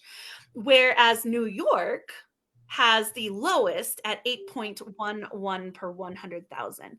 So we tend to think New York City is so dangerous. I mean, look at what just happened, Rick. Sorry, Rick. We were gonna, mention this. Hey, what a great segue into the fact that the CEO of United Health was just assassinated on the streets of New York City. Straight up assassinated. But New York City has the lowest per capita gun deaths, right? So when we're looking at the statistics, we think, well, Texas has all of these firearms, so Texas must be the number one, but it's not. It's Montana. So those are some interesting things to think about when we look at gun violence in this country, and especially the ability to access these weapons. I believe Montana has an astounding rate of gun ownership, though, when you think of how much of Montana is empty. Montana is very sparsely populated. Yes. Beautiful state too. I lived in Missoula a while, and I was like, there's no one. People would go to the store once a month or every 2 months, and you really didn't see anyone. And the mountains are beautiful, but I think perhaps with Montana, it's because people really hunt there. Now, when I lived there, this is way back, but it's probably true too, because there are certain areas where you have more hunters. You just have more guns. Right. Have more hunters, you're going to have more guns. Most guns. Isn't it interesting? Right? Yeah. I mean, I would have thought it would have been Alaska maybe, because if there are dark periods where they go months and months without the sun coming out, or they go months and months without it getting dark. Those are things that mess with your circadian rhythms, with your hormones, with your moods and your emotions. Like, I live in the desert Southwest. We have 300 days a year of sunshine. If I moved anywhere where it was cloudy for any amount of time, I would lose it. Like, I need sunshine. So with no nuclear explosions, but I had it under my desk if there is one. So before we go rolling into our sharing our stories, I just wanted to mention, as we leave the Sue Klebold a TED Talk, she did mention a couple different things. She said, learn to forgive ourselves for not knowing. And even if we did know, or we didn't know in enough time, forgive yourself for not knowing what to do or how to help. I do encourage people to become, if you can, like, if this is something that's really close to your heart, become a trauma-informed care either counselor, or go to trauma-informed care workshops or classes or whatever, so that you can learn how to recognize the symptoms when people are in that level 4 medical emergency condition, where you can help, or at least offer some support, because it may make all the difference. I have had friends now since my friend died, who have struggled in the same way, that I am able to respond to very differently and offer support without judgment. And those are very important things, especially as parents. One of my daughters had a suicide intervention about 4 years ago. And so, well, maybe 3 years ago now. And knowing what I know and having the tools in my toolbox to help her in a non-judgmental way allowed her to advocate for herself and to express herself. And I think that might have saved her life. And so I'm grateful for those who share their stories, so that I can gain in my knowledge, so that I can help protect my kids. All right, so we're going to go ahead and if you want to briefly share your story and read a poem, I am honored to hold that space. So we'll go Rick, and then Elizabeth, and Henry, and then we'll have Elizabeth close us out with a reiteration of statistics. Of course, we'll cite everywhere that we get all of this information, and wrap up the show. So Rick, I will turn it over to you. I'll be very brief. My family has had quite a series of incidents of cancer over the years and over the generations. My father was one of 9 children from Eastern European heritage of Roman Catholics. And unfortunately, he saw many of his brothers and sisters succumb to cancer. And my mother passed of cancer also. And he was in his 80s and got a diagnosis that it was cancer going into his brain. And he had just had a close friend pass from that and had watched him suffer. He spent a lot of time with his brothers suffering from their cancer. And my mother lasted about a year and a half with a real devastating cancer. So he opted, without sharing his concerns with any of his family, to commit suicide. He was always a bit of a showman, and he decided to go take care of the funeral arrangements, and then walk out into the parking lot and use a pistol. And I had tried to always let him know that no matter what happened, he was also very short of funds. And I told him he always had a place with us, but his generation, didn't rely on people well. They didn't want to be a burden. They didn't want to be a victim and need help. So he chose to do that. And unfortunately, a lot of the relatives who were and remain Catholic had a real problem with that. And, according to strict Catholic doctrine, suicide is a very bad thing, and you die out of a state of grace.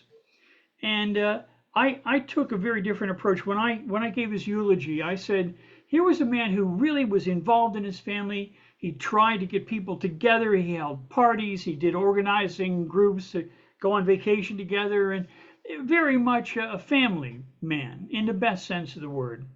So I said that I refuse to mourn a man like that. I would rather celebrate all the good that he did in his life. And I was I was viewed by many as a very insensitive. And I think, besides the fact that we all mourn differently, we all celebrate the life and death of someone differently, I just wanted to say that stigma being what it is, I believe we have to celebrate every life. So that's my thoughts on that. Thank you. And great project, Marissa, and my friends and fellow poets. Bravo. I think you bring intelligence and sensitivity to a difficult topic. Thank you. Would you like to read your poem, sir? Okay. Well, you don't have to if you don't want to. I think I said enough. Thank you. Okay, no problem. All right, let's go. Elizabeth, let me spotlight you.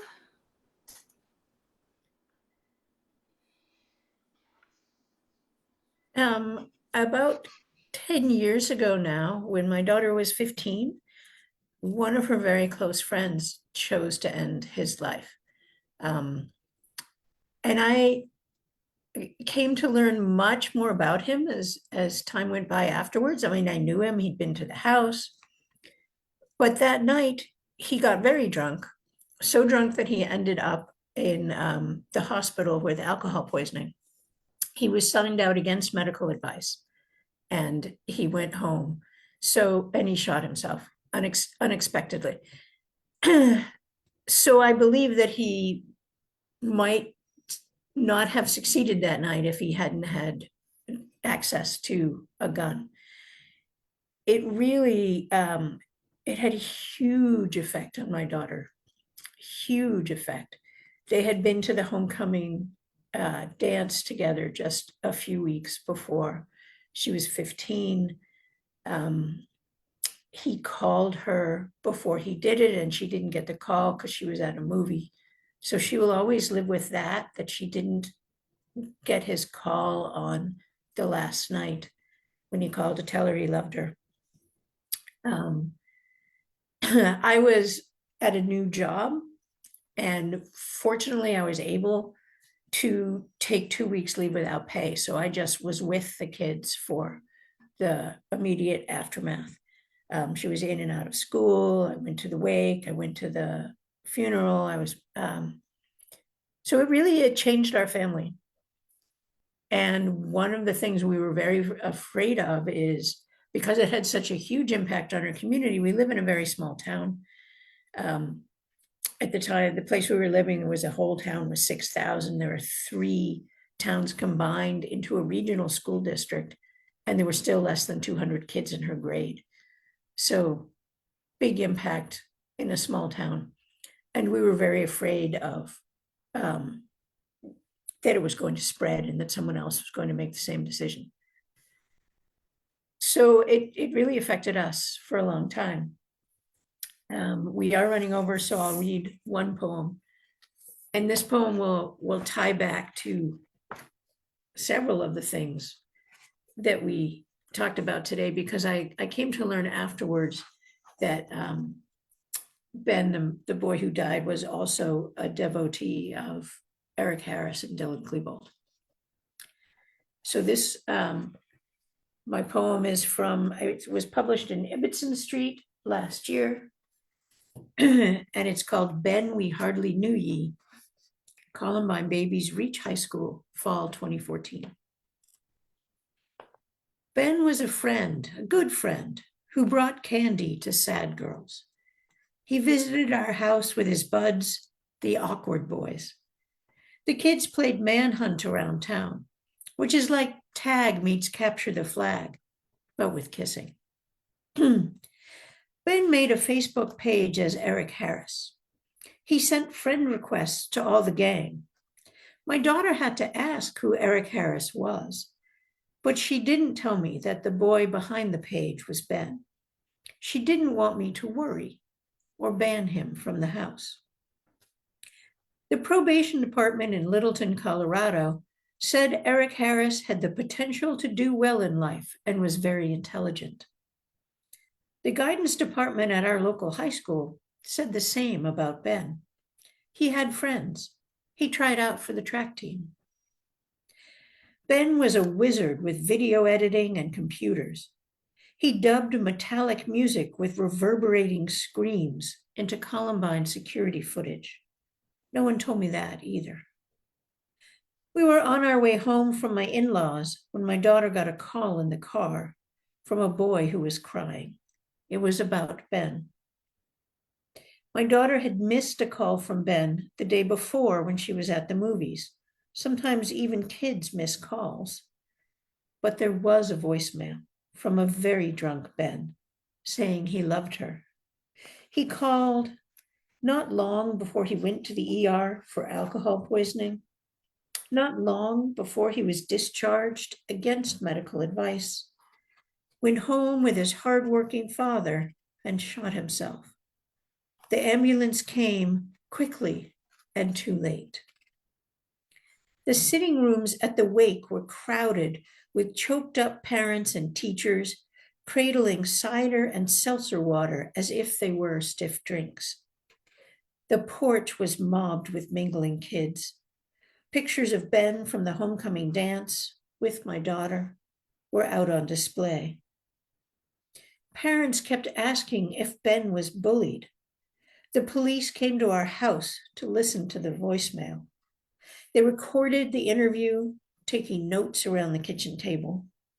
A few hours later, the local cop came back with a state trooper to talk about Columbine. The cops were wondering if Ben was a potential school shooter who succeeded only at suicide. 6 sophomore boys carried a coffin heavy with questions. Ben was a sweet, sassy, awkward boy, fascinated by guns, Eric Harris, and Dylan Klebold. He died at 15. He broke a girl's heart, and all of us were changed. Thank you.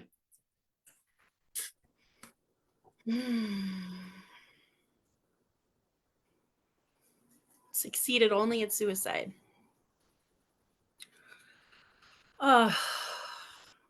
Thank you, Elizabeth, for that. My daughter is going to be 15 at the beginning of next year.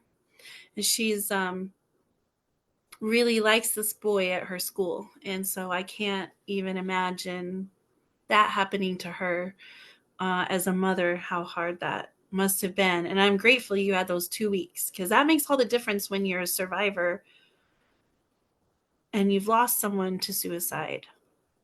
That time to heal and support is so important. All right, Henry, do you have a poem? Well, yeah, I have several poems, multiple poems. Could probably do a book just on shootings, from individuals and cop killings, all these. And you know, when I read them, and the most personal one was from my godmother from a home invasion. They gunned her down, and that one was, I mentioned a gun violence group that I was part of, and the organizer, Amy Hoskin, had asked us to write a poem, and I hadn't dealt with her violence yet, that incident, and that's where that I worked through, and I actually. I don't remember if it's called or when I contacted Amy and thanked her so much, because so much came out of doing that. Because you mentioned earlier about us as writers and visual people bringing so much in, and I think we have a way in terms of forgiveness and all to share methods to help people work things out. I told someone that's a big mental health advocate, I asked her the question, I said, do you really believe we have enough mental health professional workers out there to help the number of people that have issues? And then dealing with the stigma, which we mentioned earlier. Because as you mentioned, you know, mental health is grief, depression, some are long-term, some are short-term, just like any other illnesses. But the stigma, if someone hears that you went to get help and talk to someone, the slightest little ununderstood behavior, they say, well, you know, so and so went to, it's crazy. You know, they have those terms that the general public puts on it. But forgiveness is something we must do. And that's not a religious thing. It's not a religious thing. So I'd like to share that poem with you about my godmother. Well, I want to share the one that I plan to share. Because if I share that poem, it's really going to take me out for the rest of the day. She's going to be on my mind, and she pops in my mind. So instead, I want to read this poem. It is titled, I Am Dead, You Know.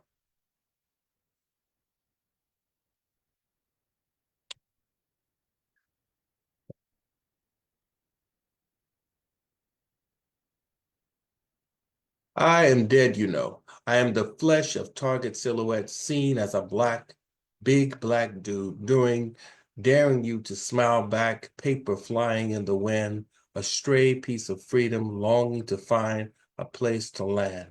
But blowing wind gives me the wonderful illusion of flight, as though I had wings to lift myself from this stirring free fall.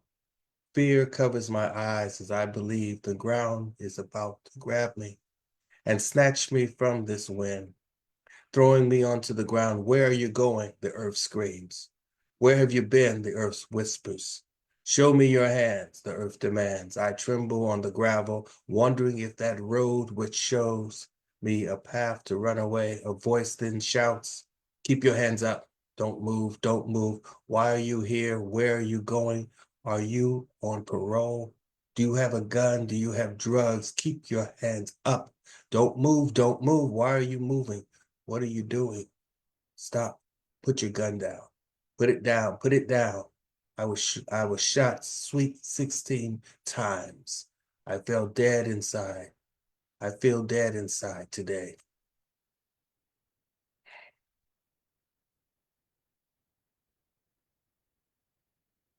A cold wind stolen from my lungs, When you feel a chill, it's a ghost, the faint breath of life roaming on the wind like a lost song. It's me, roaming, looming freely from the hushed veil, asking one question over that dead body. Why again? Why?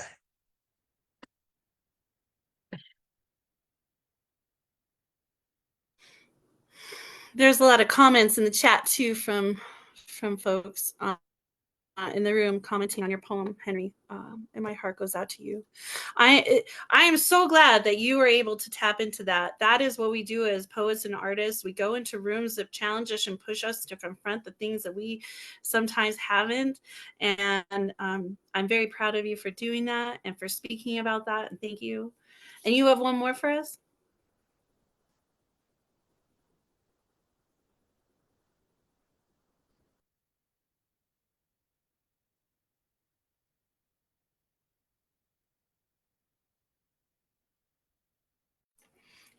Oh, Henry, are you done? You don't have another one, or did you do them back to back? Well, I could read the one to my godmother. Yeah, I mean, it's up to you. If you, I thought you had two, so. Oh, okay. Let me get that. And if not, that's okay too. I mean, we are over on time today a little bit.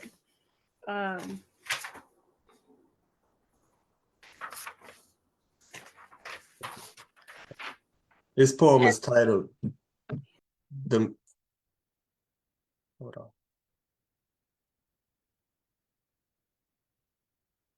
Okay, I wanted to make sure I was still on. This poem is titled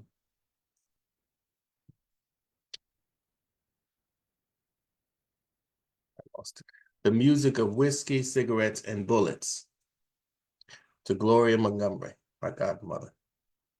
This is my mother only had one sister who died when she was either 6 or 7 years old. And Gloria was a classmate of my mother. And the two families, they lived close together and so forth. So my mother and Gloria knew each other even before what would have been my Aunt Carol died from elementary school. So she was a second mother for me, this closest thing to an aunt. The music of whiskey, cigarettes, and bullets. I only heard a dead silence which made my beating heart sound like God's angry thunder, looking for a mighty rainstorm to find and throw my tears into. I knew the scent of your breath when you kissed me hello, the smell of whiskey and cigarettes, beige teeth grinning with jokes, just to see a smile on my face. You shared your old wisdom telling twisted lies of youth with a believable straight face and tired eyes looking back, followed with a broken smile. Then whispered, I'm fine, I'm fine. Got my prayers and gospel music, can play and sing at my piano. Ashes cover ebony and ivory keys with the lined stray butts on the lid. Tease because you were black enough to cuddle in your own shadow and hide. Pretend not to be real and feel the hurt when they tease and sometimes please your ebony with words and later whiskey. Drunken days, so many drunken days. No one comes to listen anymore. Wrapped in an old quilt for comfort. Fabric wings were sewn with love, lost in the pattern of loneliness. Thinking about the many days circling with laughter and sorrow, stitch after stitch until done right. She still hears the voices. That spot of blood in the middle marks where a little newborn was born. Clinging with those baby fingers, don't you dare wash this quilt. She can still hear the mother's cries as the baby screams, covered and cradled in the colors. Chilly bones felt in the dry marrow. Gets up to sip some whiskey to warm the forever flu-like coldness away. Sits at her piano to wait for music. Damn thing just too old to play, but enough cigarettes and whiskey make the tuning sound just right. Pretends the strings don't hurt her ears as the music creates a deep trance. Her music, a balm of Gilead, made souls rise in Sunday service heat waves. No one seemed to mind much. Played gospel or spirituals to break chains, make people stop feeling broken inside. Ladies fanning together, strong women creating a gentle breeze, moving a Viking ship down the Jordan, wanting the doors of the church to open, to be saved from the brimstone's glow. Her fingers got tired of playing, just waiting to go home and then eat, enjoy the breeze of that big box fan which drips water in a yellow bucket. Her dog slurps and later shakes at night. She looked and laughed at him, her familiar alcohol withdrawal days, when she screamed so loud her song notes were frightened of her, but were protected by staffs and pauses, until one day they heard strange sounds, sonic booms inside the cloudless house. Gunshots flew inside and on heated winds, bullets and blood splattered forensic art, drifting smoke above her fallen body. I only heard a dead silence, which made my beating heart sound like God's angry thunder, looking for a mighty rainstorm to find and throw my tears into. I knew the scent of your breath when you kissed me hello, the smell of whiskey and cigarettes, beige teeth grinning with jokes. But now there's no smile on my face.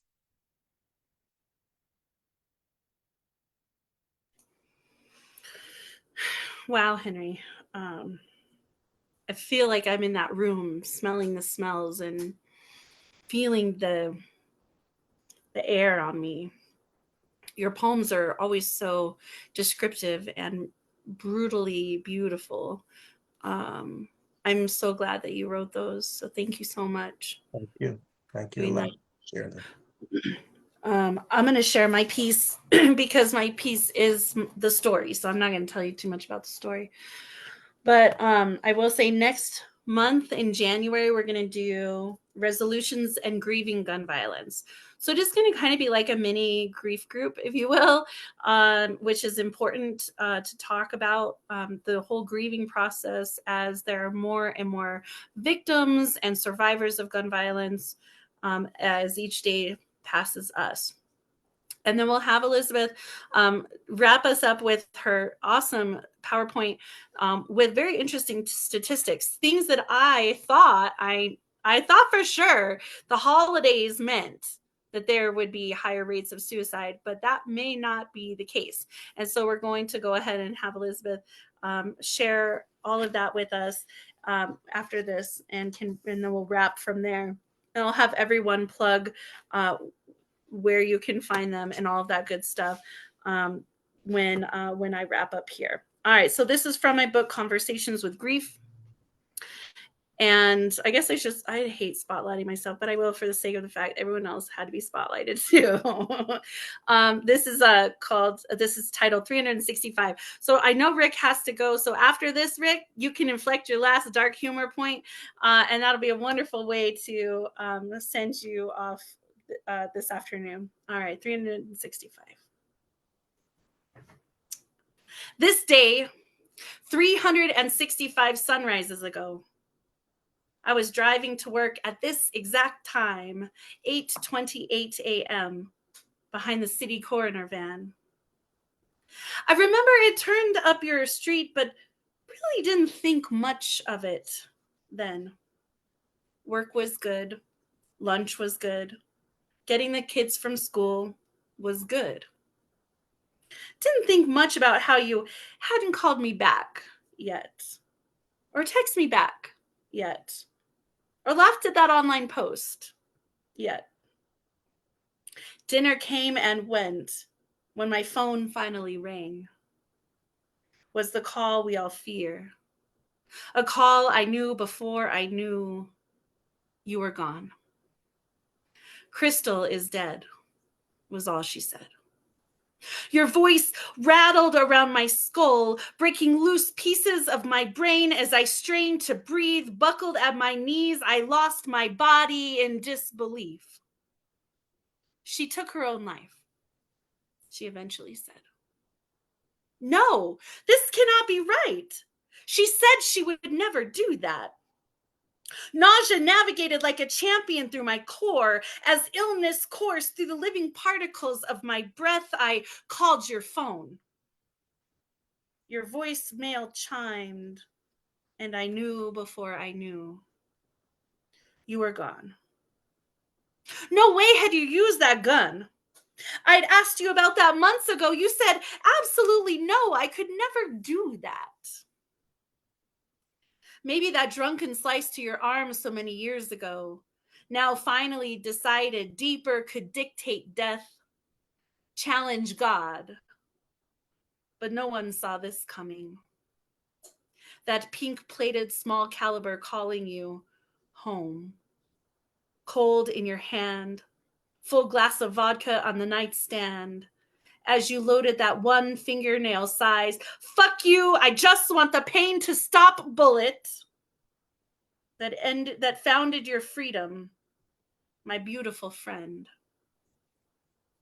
Even as I stood in your room, in the exact place your body fell, smell of death defied by the sage crackling in my hand, I felt comfort among your things.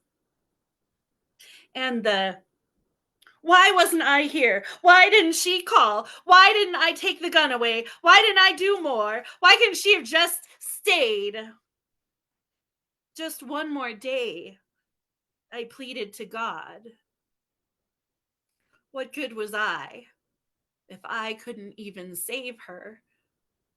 I thought back then, when regret eroded smiles, denial swindled healing, and those relentless questions called to order a courtroom of judgmental self-loathing. Now, I see the sun will not cease its rise, as the current of time will ever press on. You have done what you have done to forge an imperfect path towards forgiveness, to leave us all realizing the temporary nature of our time here, to remember the pain with the pleasure, so that we may remember that we are all still here. We are all still alive. We are all still going to fight. And that is that piece. I encourage you to write. If you're listening to this podcast and you're not a poet, go write anyway. If you're a poet and you've never written about something that's really hard, go do it. You don't have to share it with anyone, just do it. I promise you the healing you will find through that process is incredible. All right, I will turn this over to Elizabeth to share our final stats and we will wrap up today. Okay, surprise, I have moved. I got the warning that I had 6 minutes left on my battery, so I had to run to my office and a plug. And let's see if I can share. Oh, you know what I totally forgot, Elizabeth, while you're pulling that up? I'm so sorry, Rick. Y'all have never run a podcast before. There's a lot of moving parts. So I do apologize, my friend. I will spotlight you as you give us the last dark humorous point for today as Elizabeth's getting ready for her spreadsheet, and then we'll toggle to her.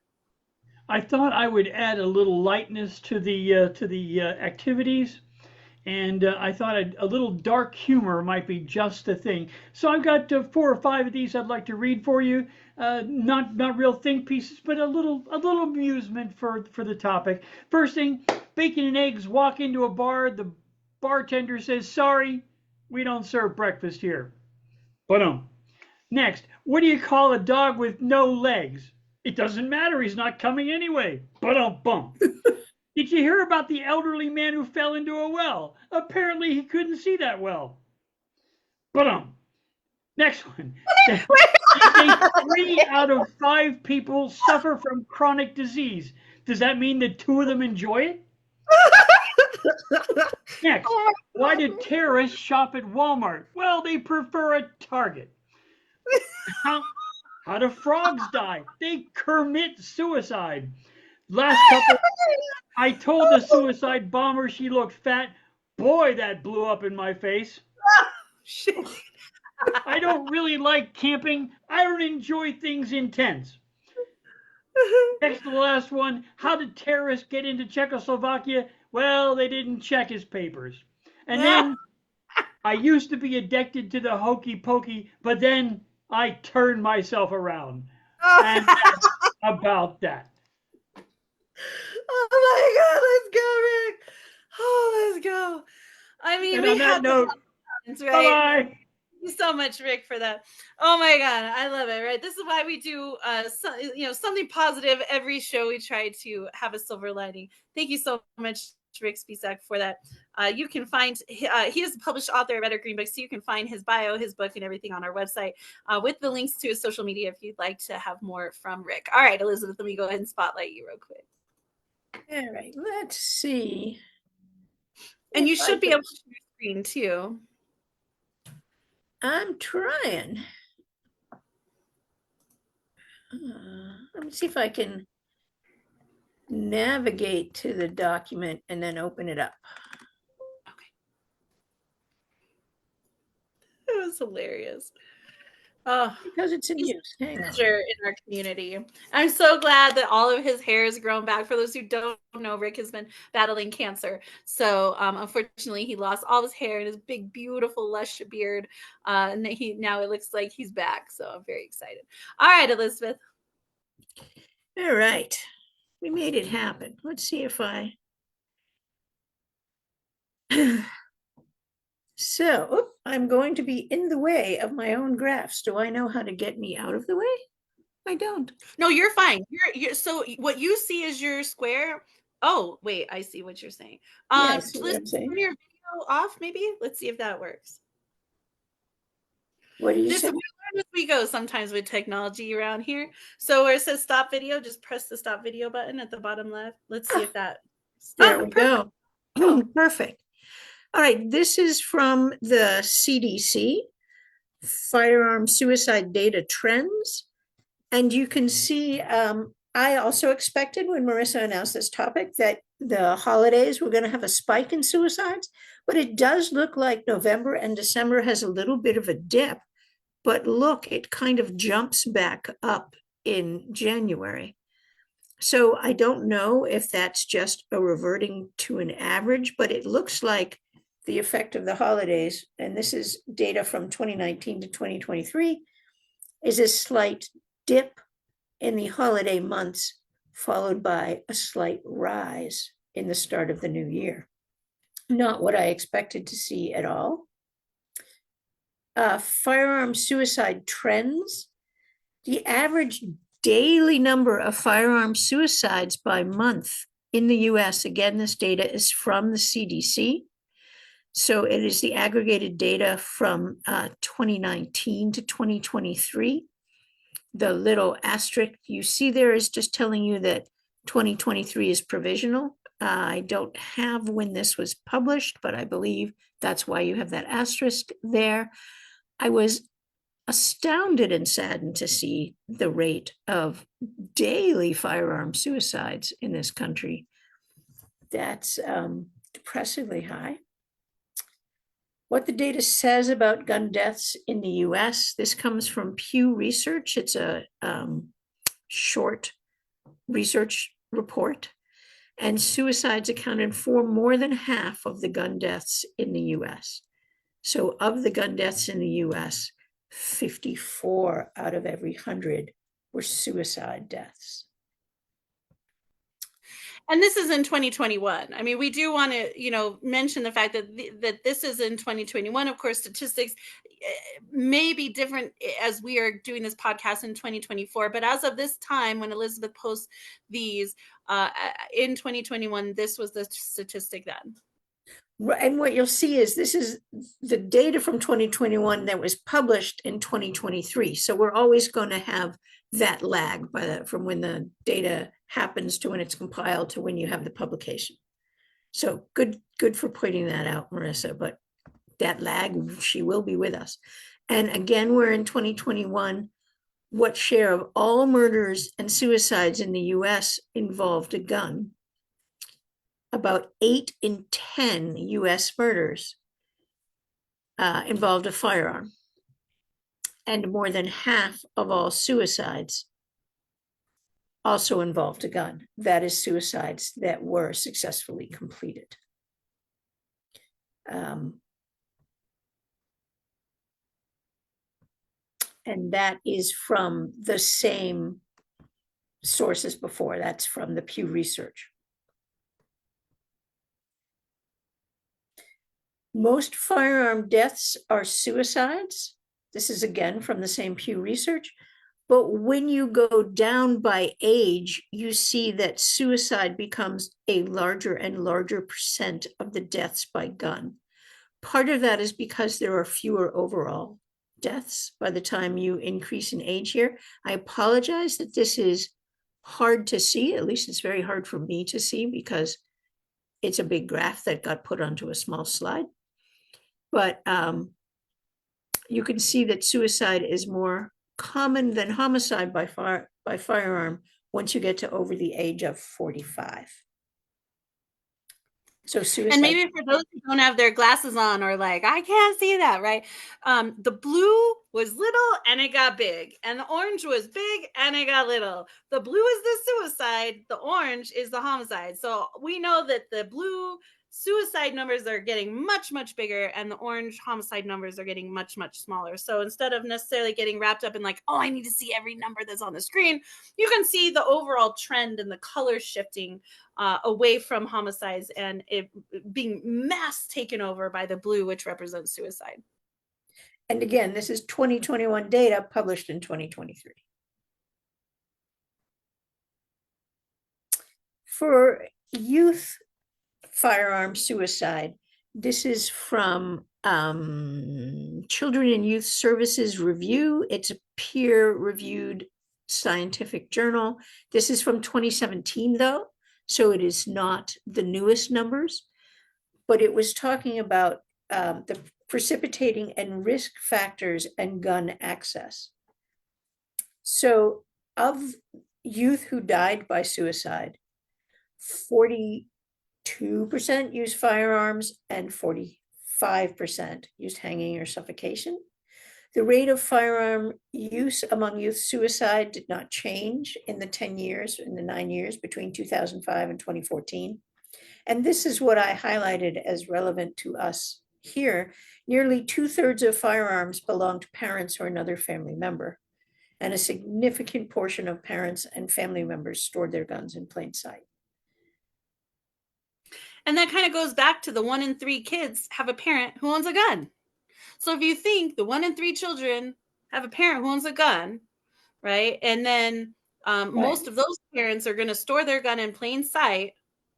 That, to me, I mean, it is a recipe for disaster. And we do, Henry was tapping into earlier, like, how do we protect our children? Well, clearly it starts from firearm deaths, whether accidental or intentional. It starts there, in my opinion. Anyways, a good place to start would be in the home.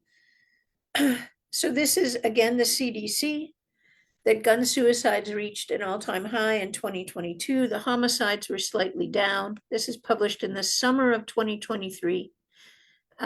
Using the CDC's data, this is published out of Johns Hopkins Public Health.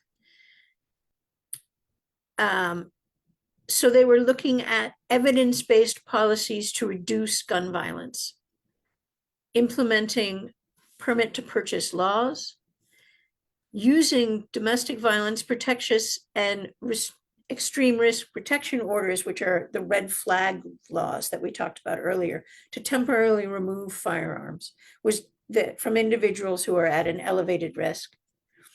Community violence intervention programs. And here's what we just saw: adopting child access prevention laws, mandating safe firearm storage in households with children and teens. Enacting stronger concealed carry permitting laws and repealing the stand your ground laws.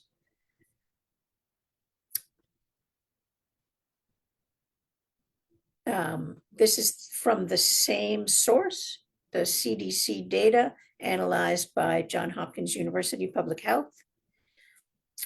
Guns remained the leading cause of death for children and teens in 2022. The rate of gun deaths among this group climbed 87% in the last decade. I am hard pressed to think of anything that increased by 87% in a decade. That's a huge number.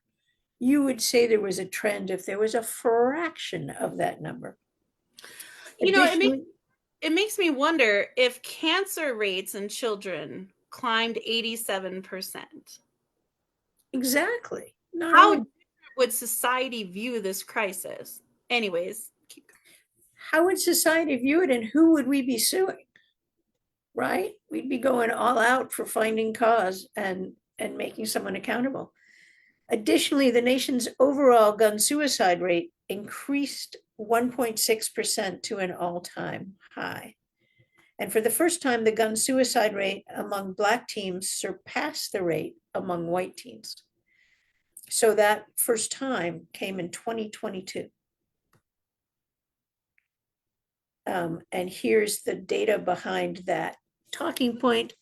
Gun suicides continued to reach all-time highs.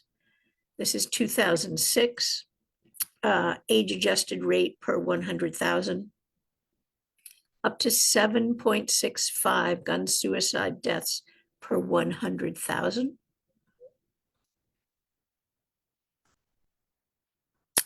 And here's that shocking graphic that guns remain the leading cause of death for children and teens age 1 to 19, and it has increased 87% since 2013.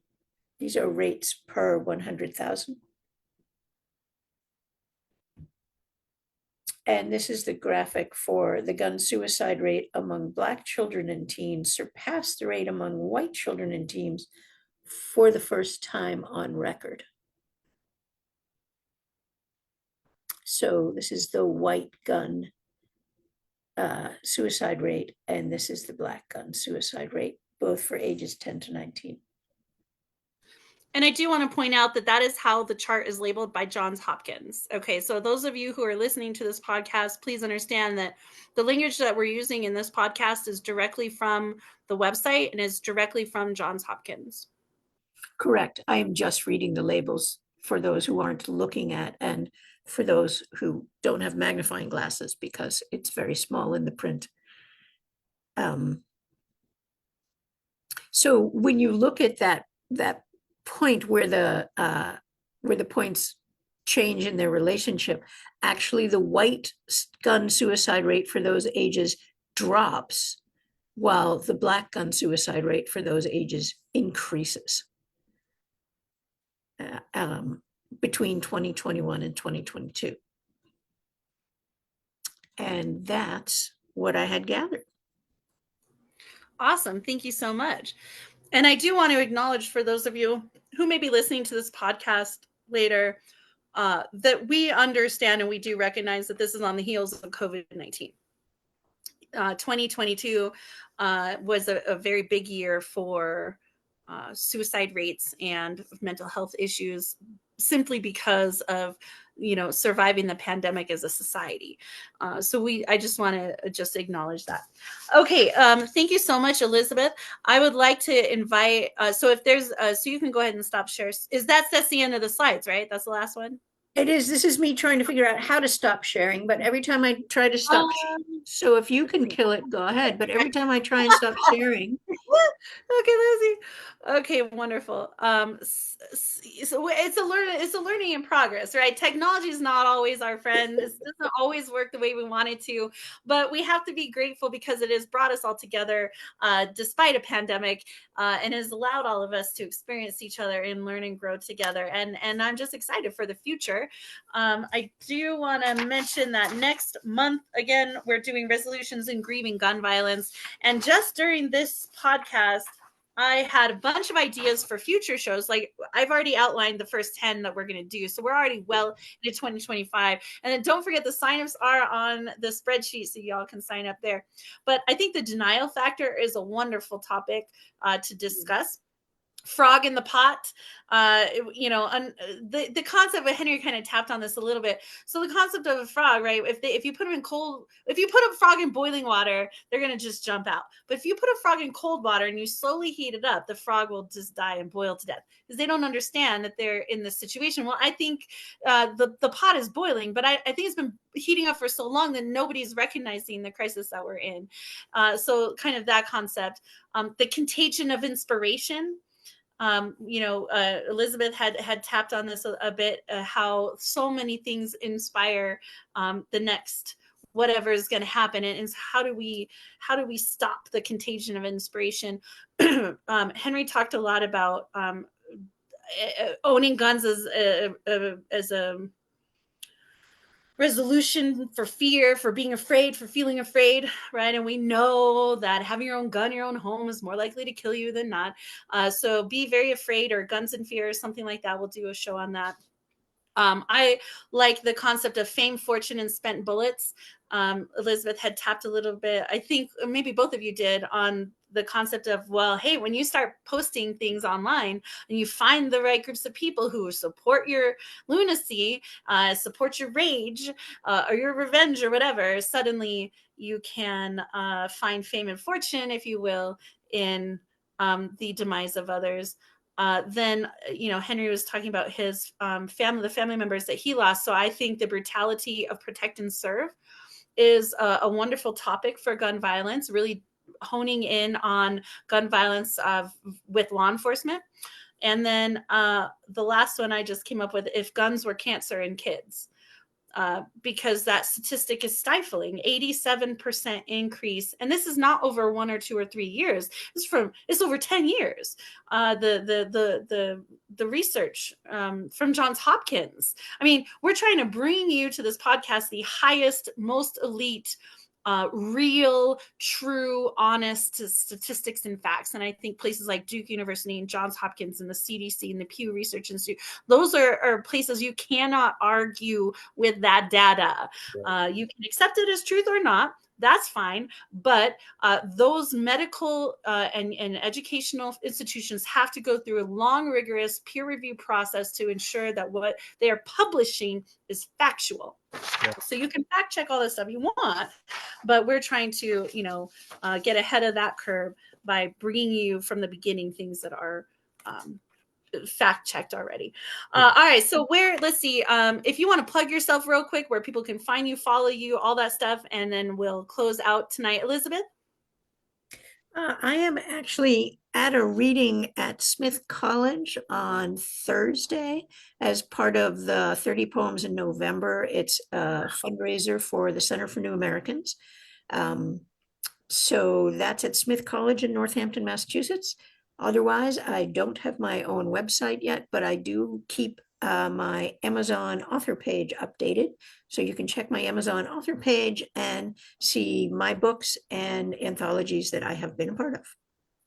And if you're on Goodreads, send me your Goodreads link. I'll add you the Goodreads spreadsheet, because we have, I'm going to reinvigorate. I've been doing for the last couple of years a Goodreads workshop every week, where we try to get everyone from our community on this one spreadsheet for Goodreads, and give it, you go in, you click, you rate everyone, and you help them get to the top of the author pages. And my goal is a very humble goal, is to take the top 10 spots on Goodreads with poetry books. Let's go. Woo! And so imagine, right, we have like near 100 people on the Goodreads spreadsheet, which should be 1,000, but imagine getting 100 5-star reviews on on your book on Goodreads.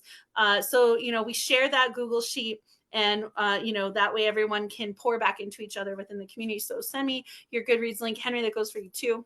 Okay. And I will send you the Goodreads spreadsheet. All right, Henry, where can people find you, follow you, all the good stuff? Please subscribe to my YouTube channel, Spreading Color. You'll see art and poetry events and things, and I share those. I'm on Facebook. On Instagram is Facebook and Instagram is where I make announcements of forthcoming events. The holidays are kind of slow for me because I'm working on a bunch of stuff for next year. On Instagram, Henry Jonesing, the number 4 colors. And where else? But if you search Henry Jones poet, Henry Jones artist, you'll see some of the other things that pop up and stuff. I am on Goodreads, and I've been on that for years. A librarian years ago told me about. So I'll send you that, Melissa. It's a wonderful non-proprietary platform. It's free, Yes. to be honest. So I love it. Like, you can only be on, like, get the Amazon reviews if you're on Amazon, which personally I have a big problem with, but Goodreads doesn't care. It doesn't matter what platform you're on. Right. You can share your book information there. And so, Yeah, and I it's love free to do it, right? It's free promotion, free.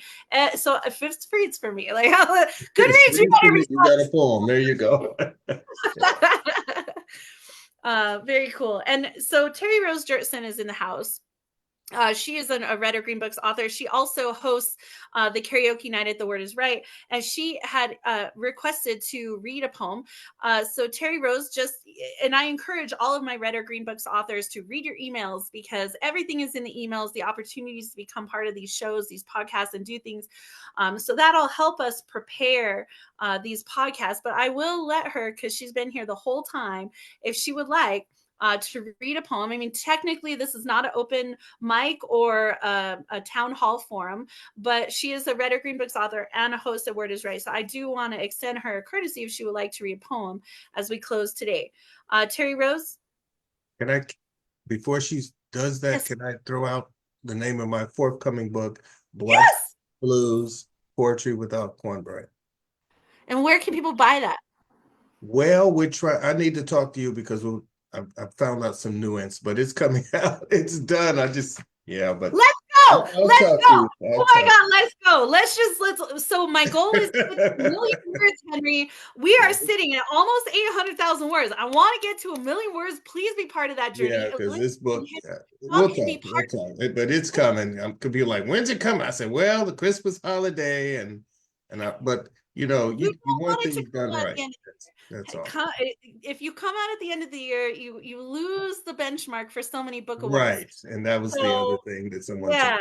I was like, I've waited this long to pull this paper together. It's over 200 pages. And it's the book that I said, if I die, what would I want behind? And it was this book. Well, this is legacy work, right? This is what we do, is legacy work. Absolutely. So you just email me, let me know, reach out to me. I don't know if I'm going to do debut authors next year or not. I may just work individual books next year, but let me know. And I'd be happy to help out on that project. All right, Terry Rose Jurtson. Yes. I will turn it over to you. Let me spotlight you. Hi, hello. It's good to see you. Hi. Yeah, I had 2 pieces, but you said just one, so yeah, we're running behind. I mean, we're like 2.5 hours in. Okay. So just one if possible. I'd love to have you. Unless it's like a 30-second poem, in which case no, I don't write those. Well, some of your pieces are short. This is very short. Listen to the raven who cried for the children who are no more, and who lived under the heart of the sun, blown apart by automatic gunfire from ignorant or damaged minds. Those who were scary branches of a family broken tree who planted bodies underneath. Gone before age 9, blown away one day, casualties of the wrong place and the wrong time. Okay, that was pretty short. Is your other one that short too? This one is about joy. A little longer, like about Like However, 5 minutes longer? how long that last one? It was like about half of this one.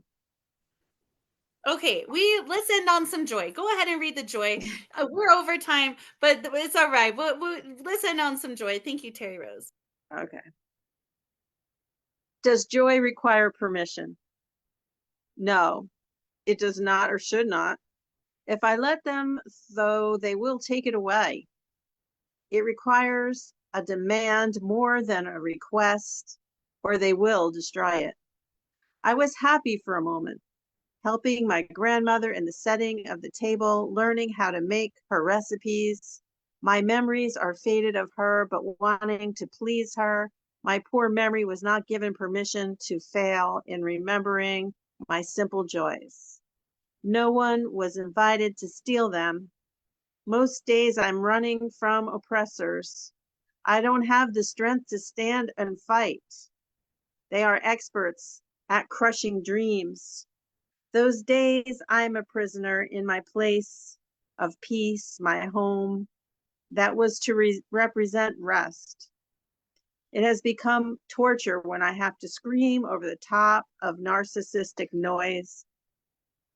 I will not surrender, or my search for joy until my voice gives out or my pen runs dry. Joy is when it's a good day not to die. Oh, I love it. Oh, I love it. And you know what's interesting? I've been following this guy on Instagram who does sign language. He's deaf and he does sign language and he teaches you how to do it on IG and it's amazing. King Ronnie. And so today the sign I learned was narcissist. It's the I love you sign, but here. It's like I love myself, right? So this is I love you, and this is the narcissist. How interesting, Terry Rose, right? I think it's amazing. Thank you so much. Where can people find you, follow you, all that good stuff? Terry Rose Dirtson or Teresa Rose Dirtson on Facebook and The Chameleon Poetic on Instagram. You can get her book and read about her bios, her links, her handles, all this stuff on the Red or Green Books Facebook page. Chameleon Chronicles Words Never Spoken is her book, and is one of the most beautiful covers personally I think that we've created for you. It's just lovely. All right, so today I want to just acknowledge the citations and the resources for the information from today. PreventFirearmSuicide.efsgv.org, Cora.com, JasonFoundation.com, CDC.gov, medschool.duke.edu, AFSP.org, gunviolencearchive.org, PewResearch.com, Brady.united.org, USAFacts.org, publichealth.jhu.edu, the BBC.com, Statista.com, SandyHookPromise.org, HealthData.org, Wikipedia.org, NPR.org, FindLaw.com, PublicHealth.jhu.edu. That was the Johns Hopkins website. PreventFirearmSuicide.efsgv.org, PAHO.org, ammo.com, Colorado.edu, news.uga.edu. Those are some of the resources that we've been collecting along this podcast. Yes, Elizabeth. TED Med, the Sue Klebold is a TED Talk. TED Med, TEDMED?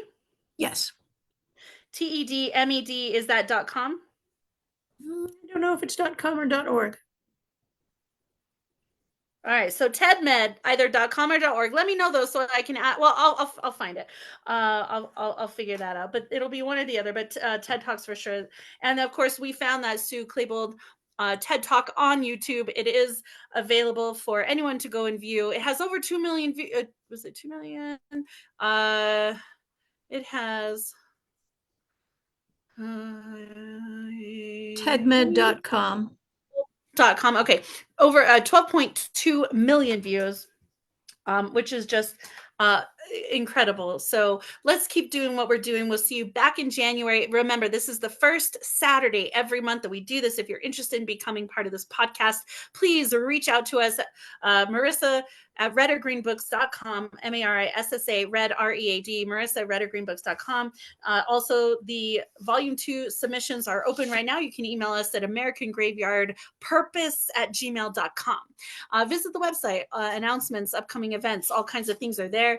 So the website will be the first place we'll roll out. But please follow, like, share, subscribe, follow everywhere online. Red or Green Books and the Word is Right. Thank you, all my beautiful guests, for being here today. Rick Spisak, Elizabeth Wolf, Henry L. Jones, Terry Rose Dirksen. I will see you all back hopefully in January when we do talk about resolutions and grieving gun violence. Peace and blessings to everyone. Our hearts go out to those victims and survivors of gun violence as we work to change the future. Just know that we are not going to stop. I love all of you. Much appreciation. Be well. Bye, everyone. Thank you, Marissa. Thank you so much, everyone.